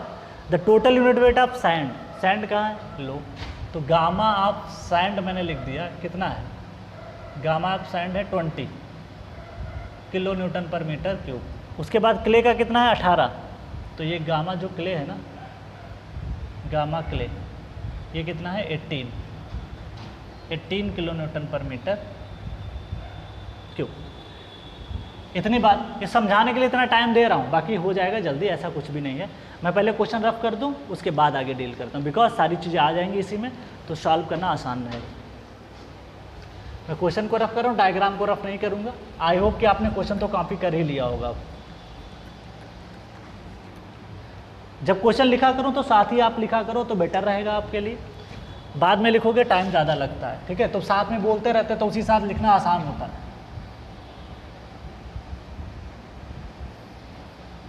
चल आगे बात करते हैं।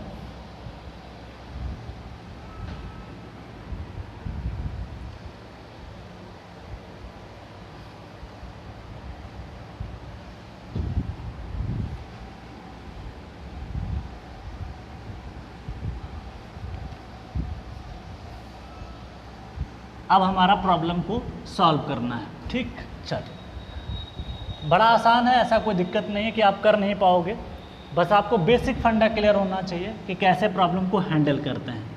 तो एक बार डेल्टा H1 ज्ञात करेंगे और एक बार डेल्टा H2 ज्ञात करेंगे, दोनों को जोड़ देंगे तो 2 इक्वल डिवीजन से आंसर निकल जाएगा। हालांकि अगर आप एक लेयर पे कैलकुलेट करते, मतलब एक तरीका ये भी था, उसने मेंशन ना करता तो सीधे इस लेयर का ज्ञात कर लेते, इसको ना निकालते, इसको ना निकालते, तब भी आंसर अप्रॉक्सीमेट सेम ही आएगा, ज़्यादा डिफर नहीं करता है। ठीक है, चल अब एक काम ये करते हैं, पहले जो भी प्रेशर दिया है उसको लोड में कन्वर्ट करते हैं। बिकॉज आपको ओवरबर्डन प्रेशर निकालते समय ध्यान रखना ये होगा कि जिस भी लेयर पे जाते हैं हम लोग क्या जाते थे, लोड डिवाइड बाय उस लेयर का एरिया आता था, तो तभी निकल पाता था overburden pressure, sorry increment pressure. तो देखो सबसे बड़ी बात ये है कि आपको प्रेशर दे रखा है, प्रेशर कितना दे रखा है, this is how much pressure, solution में लिख रहा हूँ यहाँ पे। चलो इसको मैं कन्वर्ट करता हूँ, प्रेशर को P से डिनोट करता हूँ 100 किलो पास्कल या kilo newton per metre square कर देता हूँ। इसको कन्वर्ट करो P डिवाइड बाई एरिया। ठीक, एरिया कौन सा लोगे, जो उस समय फुटिंग का एरिया होगा, कितना है 20 गुणे 50 का है, तो P आ जाएगा क्या, small p into capital A, small p है 100, एरिया कितना है बोलो, एरिया है आपके पास 20 गुणे 50 का। ठीक है, तो ये आपका निकल के आ जाती है वैल्यू, अप्रॉक्सीमेट लगभग कितना आता है, सॉल्व कर लेते हैं, 5 दूनी 10 के आसपास आपका निकल जाएगा। चल इसको चेंज कर लिया तो ये आंसर आपका आ जाएगा कितना, इसको मल्टीप्लाई कर लेते हैं, 5 दूनी 10, तो ये 100 गुणे 1000, ठीक, या इसको बोल सकते हो 10⁵ किलो न्यूटन। काफ़ी हैवी लोड है इसके ऊपर, मतलब बहुत ज़्यादा लोड लगाया गया है, तो 10⁵ क्या हो गया, किलो न्यूटन हो गया। ठीक है, चल अब एक काम ये करते हैं, लोड पता चल गया, चलो सबसे पहले काम करते हैं, लोड का डिस्ट्रीब्यूशन लिख देते हैं। एज्यूम लोड डिस्ट्रीब्यूशन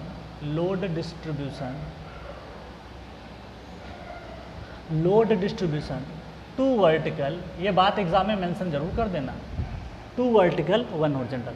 चलो देखो क्या हो रहा है कि ये 4 मीटर है, देखो यहाँ पे अच्छे से समझिएगा, ये जब आपकी डेंस एंड की जो लेयर है, वो इस लेयर को मैं डेंस एंड मान रहा हूँ, ये डेंस एंड 4 मीटर की है। अब बताओ मेरे को इस लेयर पे ज्ञात करना है, किस पे ज्ञात करना है, 1 के लिए ज्ञात करना है। तो ये टोटल अगर 1 मीटर है तो भैया बताओ ये बची कितनी, 0.5 मीटर, तो मैं इसको मेंशन करूँगा कितना, 0.5 मीटर। तो इसका मतलब यहाँ से लेकर के इसकी मेरी जो डेप्थ हो जाएगी इस लेयर तक, वो कितनी हो जाएगी, हाउ मच बोलो, 4.5। आसान हो गई प्रॉब्लम, कुछ करना थोड़ी है। चलो लोड का डिस्ट्रीब्यूशन कितना बताया मैंने, 2 वर्टिकल 1 हॉरिजॉन्टल, तो यहाँ पे लोड का डिस्ट्रीब्यूशन का सिंबल चाहो तो बना दो, कोई ज़रूरत है नहीं वैसे, 2 वर्टिकल 1 हॉरिजॉन्टल। तो 2 मीटर अगर मैं नीचे गया तो 1 मीटर में क्या जाऊँगा, हॉरिजॉन्टल जाऊँगा। या आप इसको नहीं पता अगर आपको, तो यहाँ से थीटा मान लेना, अगर आपको समझ में नहीं आता है तब आप थीटा मानो। और मैं थ्योरी क्लास में tan थीटा मान के लगवाया भी था, अगर नहीं भी समझ में आता है तब भी आप देखो क्या कर सकते हो, इसको x मान लो, आज मैं इसको बता ही देता हूँ, इधर जैसे कहानी रहेगी सेम इधर भी रहेगा। tan थीटा अगर मैं लगाऊँ तो क्या आएगा, tan थीटा को अगर मैं लिखना हो, tan थीटा देखो बड़े वाले ट्रायंगल में ये x है, पूरी हाइट कितनी है 4.5, तो x डिवाइड बाय क्या लिखूँगा 4.5। चल देखो भाई अगर ये थीटा है तो देखो यहाँ पे क्या हो रहा है, ये थीटा है, ये 90 है, तो ये 90 माइनस क्या हो जाएगा, थीटा हो जाएगा। ठीक, ये 90 माइनस थीटा है तो ये भी छोटा सा एंगल क्या होगा, 90 माइनस थीटा होगा। ये 90 माइनस थीटा तो बचा क्या होगा, थीटा। तो ये जो छोटा सा ट्रायंगल जो मैंने बनाया ना, इसमें देखो ये एंगल जो आपको दिखाया जा रहा है, ये भी क्या हो जाएगा, थीटा। तो ये 2 वर्टिकल 1 हॉरिजॉन्टल। ओके, इसमें लगाओ tan थीटा, तो tan थीटा इसमें लगाओगे क्या आएगा, 1 डिवाइड बाई, देखिए क्या हो रहा है, ये परपेंडिकुलर है, ये बेस हो जाएगा, तो 1 दिस इज 1 डिवाइड बाई 2, दोनों tan थीटा को बराबर कर सकते हो, तो ये हो गया 2, this is the 1, from 1 and 2, from 1 and 2। इतना टाइम करने में वेस्ट हो जाएगा, इसलिए मैं वही लाइन बोलता रहता हूँ, वही आप यूज करें। x divide by 4.5 divide by 1 divide by 2, इसे कट करोगे कुछ निकल के आएगा, या इसको ऐसे लिख लो, x equal to 4.5 divide by 2, ऐसे याद कर सकते हो। अब मैं ऐसे भी लिखता हूँ, कैसे, 2 किलोमीटर में अगर लेंथ के अलॉन्ग वर्टिकली जाता हूँ तो हाफ किलोमीटर कैसे चलूँगा? अगर 2 किलोमीटर अगर मैं वर्टिकल जा रहा हूँ, अगर 2 वर्टिकल 1 हॉरिजॉन्टल का मतलब मैं बताऊँ, अगर मैं 2 मीटर नीचे जाऊँगा वर्टिकली तो उस समय सिर्फ मैं 1 मीटर हॉरिजॉन्टली चलूँगा। तो मैं बताओ वर्टिकली कितना चलूँगा उस लेयर तक, इस लेयर तक कितना चलूँगा? 4.5 है कि नहीं है बोलो? तो उसका आधा कितना होगा? 4.5 डिवाइड बाई 2। तो ये x की वैल्यू जो ना मैं लिख रहा था, this is how much? 4.5 divide by 2। इधर जितना आएगा उतना इधर भी आएगा, 4.5 डिवाइड बाई 2। हो गई प्रॉब्लम ख़त्म। लोड पता है, डेल्टा ओवरबर्डन प्रेशर निकाल लेते हैं। डेल्टा सिग्मा बार कितना आएगा? किस लेयर पे ज्ञात करो? ध्यान दीजिएगा, यहाँ पे मैं लिख देता हूँ, बाद में कन्फ्यूजन ना क्रिएट हो। 1 पे P divide by L dash into B dash, ये चेंज हो जाएगा। लोड कितना है? 10⁵ बोलो L डैश कितना हो जाएगा? देखिए अगर B आपको है, B कितना आएगा? B डैश आएगा 20 प्लस 4.5 प्लस 4.5।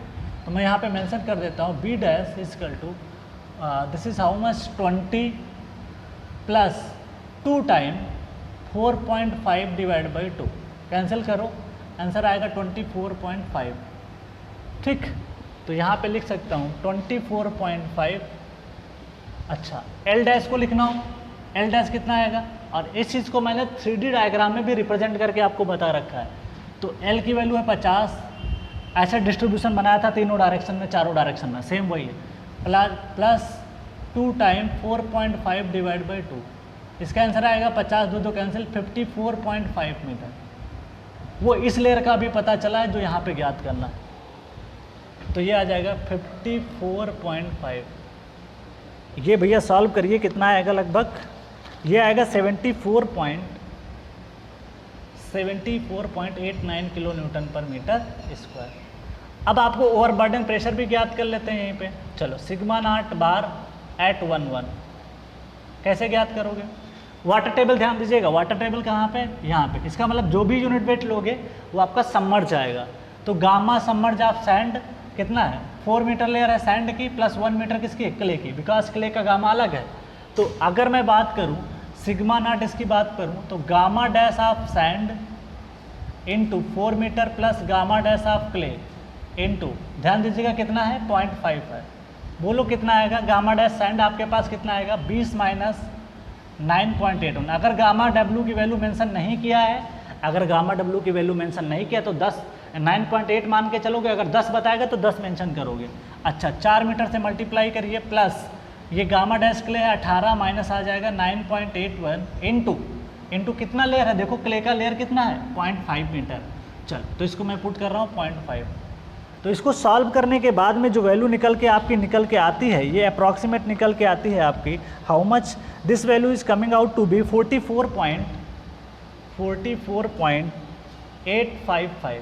चलो, अब आप एक काम करो, फार्मूला लगाओ और डेल्टा H1 कैलकुलेट करते हैं। तो delta H1 equal to CC into H1 divide by 1 plus E not log base 10 sigma 1 not bar जो भी हो 1 पर रख देना, प्लस डेल्टा सिग्मा बार 1 पे जो भी आया होगा लेयर पे divide by sigma 1।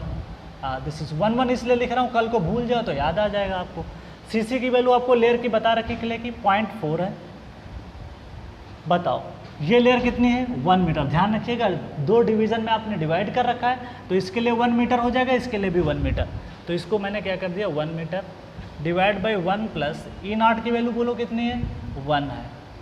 Log base 10 सारी वैल्यू आपने कैलकुलेट कर रखी, क्या क्या आ गया? ये आया था आपका 44.855 प्लस कितना है? 74.89 डिवाइड बाई 44.855। प्रॉब्लम आसान है, बस एक प्रॉब्लम को 2 टुकड़े में इन्होंने क्या कर दिया? डिवाइड कर दिया। तो बताओ इसका आंसर कितना निकल के आता है? ये आंसर निकल के आता है 8.53 सेंटीमीटर।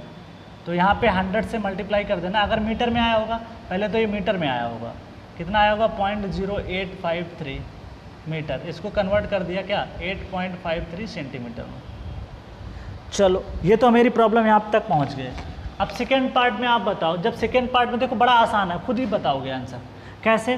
देखो इसको मैं दूसरे कलर से अगर डिनोट करूं तो हो सकता है आपको समझ में आ जाए। देखो इसी चीज़ को अगर मैं आगे बढ़ा दूं, इस चीज़ को आगे आप बढ़ाओ, इस लेयर तक आ जाओगे, ये डेप्थ भी बढ़ती चली जाएगी। तो आप बताओ कितना डेप्थ और बढ़ गए। यहाँ तक अगर आप 4.5 हो तो 0.5 ये चले होगे आप, यहाँ से लेकर के 0.5 चले, ये डिस्टेंस कितना है 0.5 है, ये भी डिस्टेंस कितना है 0.5 है, मीटर है। तो आप कितना चल गए 1 मीटर चल गए। तो 1 मीटर चलोगे तो पहले से आपके पास यहाँ पे कितना है 4.5 मीटर है, 1 और ऐड कर दो। तो यहाँ तक की जो टोटल डेप्थ होगी ना, ये वाली डेप्थ, ये डेप्थ कितना लिख पाओगे 4.5 + 1 तो कितना आएगा 5.5 मीटर आएगा। कितना आएगा 5.5 मीटर आपकी यहाँ से निकल आएगा। तो आसान हो गया हमारे लिए। अगर 5.5 है तो ये जो वैल्यू निकल के आएगी 5.5 डिवाइड बाई क्या आएगी 2।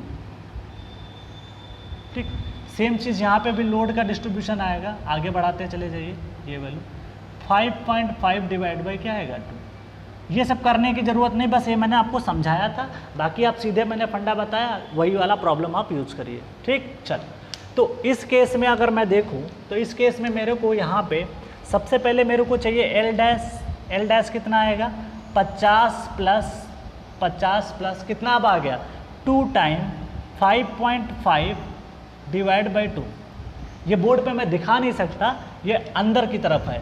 अंदर की तरफ मतलब आपको इस तरीके से डिस्ट्रीब्यूशन दिखाना पड़ेगा जो मैंने थ्योरी क्लास में अच्छे से बताया था। ठीक है, तो ये हो जाएगा 2। तो इसको सॉल्व करेंगे तो this how much, this is 55.5 metre. Similarly B dash आप निकालोगे क्या आएगा इस परत के लिए 2 पे ज्ञात कर रहे हैं। अब हम लोग कहाँ पे आ चुके हैं 2 पे।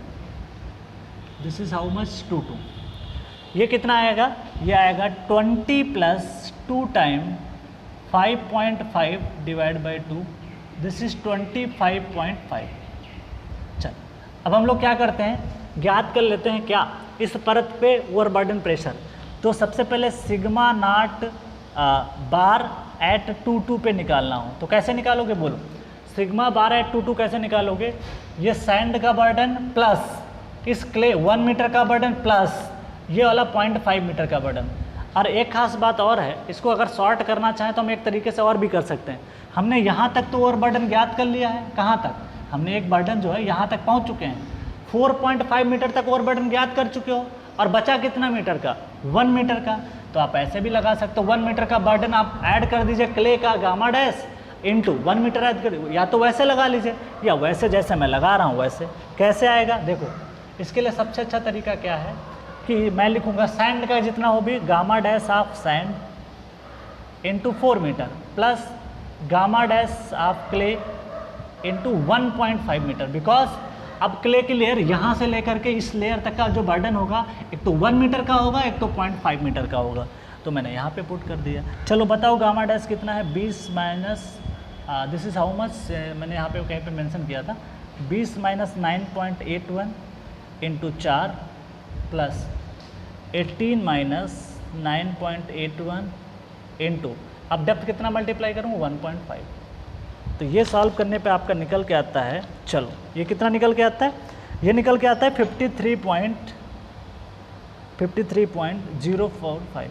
या ऐसा भी कर सकते थे, आपके पास पहले से वैल्यू पता थी 44.85 प्लस 1 टाइम कर देते 18 माइनस 9.81, जब ऐड करते तो 8-9 के आसपास वैल्यू और निकल के आती और 44-9 कितना होता 53 होता, तो वही आंसर आपका निकल के आ जाता। तो आप किसी भी तरीके से कर सकते हो। देखो ये प्रॉब्लम समझाने में मेरे को इतना टाइम लग रहा है, बट आपकी जब प्रैक्टिस हो जाएगी सब तो बहुत आसानी से लग जाता है। चल उसके बाद में अगर हम बात करें, ये तो 2 पे ज्ञात कर लिया, अब ओवरबर्डन प्रेशर हमको निकालना है एट 2 पे। चलो क्या आएगा भाई बोलो, applied load divide by resisting area L dash into B dash.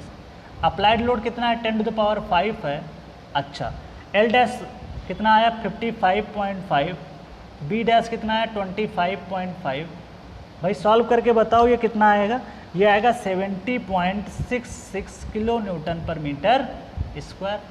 तो आप देख सकते हो ये वाला जो वैल्यू है 70 आया, ये वाला क्या है 74 आया, मतलब यहाँ पे ओवरबर्डन की वजह से स्ट्रेसेस ज़्यादा आएंगे, इस लेयर पे क्या होंगे, कम, बिकॉज एरिया का डिस्ट्रीब्यूशन क्या होता जा रहा है, बढ़ता जा रहा है।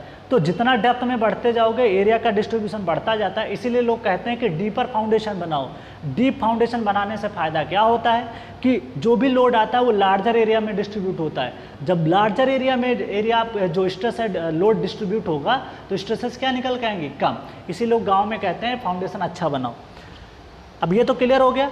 अब मेरे को क्या लिखना है, यहाँ पे फार्मूला लिखना है। तो delta H equal to CC into H2 divide by 1 plus E0 log base 10 sigma not, this is sigma not 2 bar plus delta sigma bar 2 divide by sigma not bar 2। चलो पूरी पिक्चर क्लियर है। बोलो भाई CC की value कितनी है, 0.4 है। इसकी वैल्यू कितनी है, 1 मीटर है, बिकॉज हम इस लेयर की बात कर रहे हैं, 1 मीटर। ठीक है, okay. Divide by 1 plus wide ratio कितना है, 1 लॉग बेस 10। लॉग बेस अगर 10 की वैल्यू यहाँ पे पुट करें, चल लॉग बेस 10, उसके बाद में ये वैल्यू आपने निकाल रखी है, कितनी आई, ये आई थी 53.045 प्लस ये वैल्यू आपने बर्डन की निकाली 70.66 डिवाइड बाई 53.045। ठीक, चलो इसको सॉल्व कर लेते हैं। ये कितना निकल के आता है, ये तो सेटलमेंट थोड़ा कम ही आएगा उससे, बिकॉज जैसे जैसे नीचे जाओगे 7.53 सेंटीमीटर। हालांकि ये रिजल्ट मीटर में आएगा, इसको 100 से गुणा करना पड़ेगा तब आपका सेंटीमीटर में आएगा। तो टोटल डेल्टा H की अगर मैं बात करूं, डेल्टा H की, तो delta H1 plus delta H2, delta H1 कितना है आपने कैलकुलेट किया होगा ना, हाँ 8.53 प्लस 7.53, ये आंसर आपका निकल के आता है 15.82 सेंटीमीटर। तो ये बहुत ही बेहतरीन क्वेश्चन था, मतलब अच्छा क्वेश्चन है, इससे बहुत सारे कॉन्सेप्ट आपके क्लियर हो गए होंगे। ठीक है, तो कुछ भी नहीं होता है, सारे बेसिक कॉन्सेप्ट वही यूज़ हो रहे हैं। इफेक्टिव स्ट्रेस यूज हो रहा है, स्ट्रेस होता क्या, फोर्स अपॉन एरिया, ये जो भी हम लोग याद करते हैं वो भी सारी चीज़ें हो जाती हैं। तो इस तरीके से आप लोग इसको कर पाते हो। दूसरी बात देखो यहाँ पे क्या है कि आपने तो ये क्वेश्चन कर लिया, अब एक काम करना घर पे बैठ के, अगर आपके पास टाइम हो तो एक काम करना, सिर्फ इस 1 मीटर पे जा करके एक बार ज्ञात करके देखना क्या आंसर इसके बराबर आता है, इससे क्या डिफर आता है। मतलब जो मैंने इसको 2 डिवीज़न में प्रॉब्लम को किया है, अगर आप इस प्रॉब्लम को सिर्फ 1 मीटर पे मान के कर लेते हैं, मतलब कि इसके मिड लेयर पे जा करके मैंने 2 डिवीज़न कर दिए, उसके एक पार्ट ये बन गया, एक पार्ट ये बन गया। अगर इसको आप मिड लेयर पे ही ज्ञात करते तब क्या निकल के आता, वो ज्ञात करके एक बार देख लेना। कुछ है नहीं, 4 मीटर पहले से 1 मीटर ये निकल के आएगा, 4 1 हो जाएगा 5, 5/2, 5/2। उसके बाद में आप सीधे लेंथ पता है क्या हो जाएगा, 20 है पहले से, 5/2 प्लस 5/2 5 हो जाएगा, तो 20 पास 25, 55। तो कुछ भी नहीं है, आने एवरेज वैल्यू निकल के आ रही है। तो न्यू डायमेंशन जो आपकी निकल के आएगी वो निकल के आती है आपकी निकल के आएगी कितना, ये आपका 20 प्लस 5 25 और 50 आपका लेंथ है, तो वो 55 हो जाएगा। उससे सॉल्व करोगे तो डेल्टा सिग्मा बार निकल जाएगा, और बाकी जाकर के इस पर ओवरबर्डन प्रेशर निकाल लेना, कोई एक फार्मूला पुट कर देना, आपका आंसर निकल जाएगा। तो ये हमने कंसोलिडेशन को कंप्लीट डिस्कस किया, ऑब्जेक्टिव के साथ कन्वेंशनल भी डिस्कस किए। अगला चैप्टर आपका होगा शेयर स्ट्रेंथ, वो काफ़ी ज़्यादा इंपॉर्टेंट है, वहाँ से बहुत सारे क्वेश्चन आपके निकल के आते हैं, चाहे वो प्री का एग्जाम हो और चाहे वो मेंस का हो। ठीक है, तो आज के लिए फ्रेंड्स इतना ही रखते हैं। Thank you all of you and happy learning.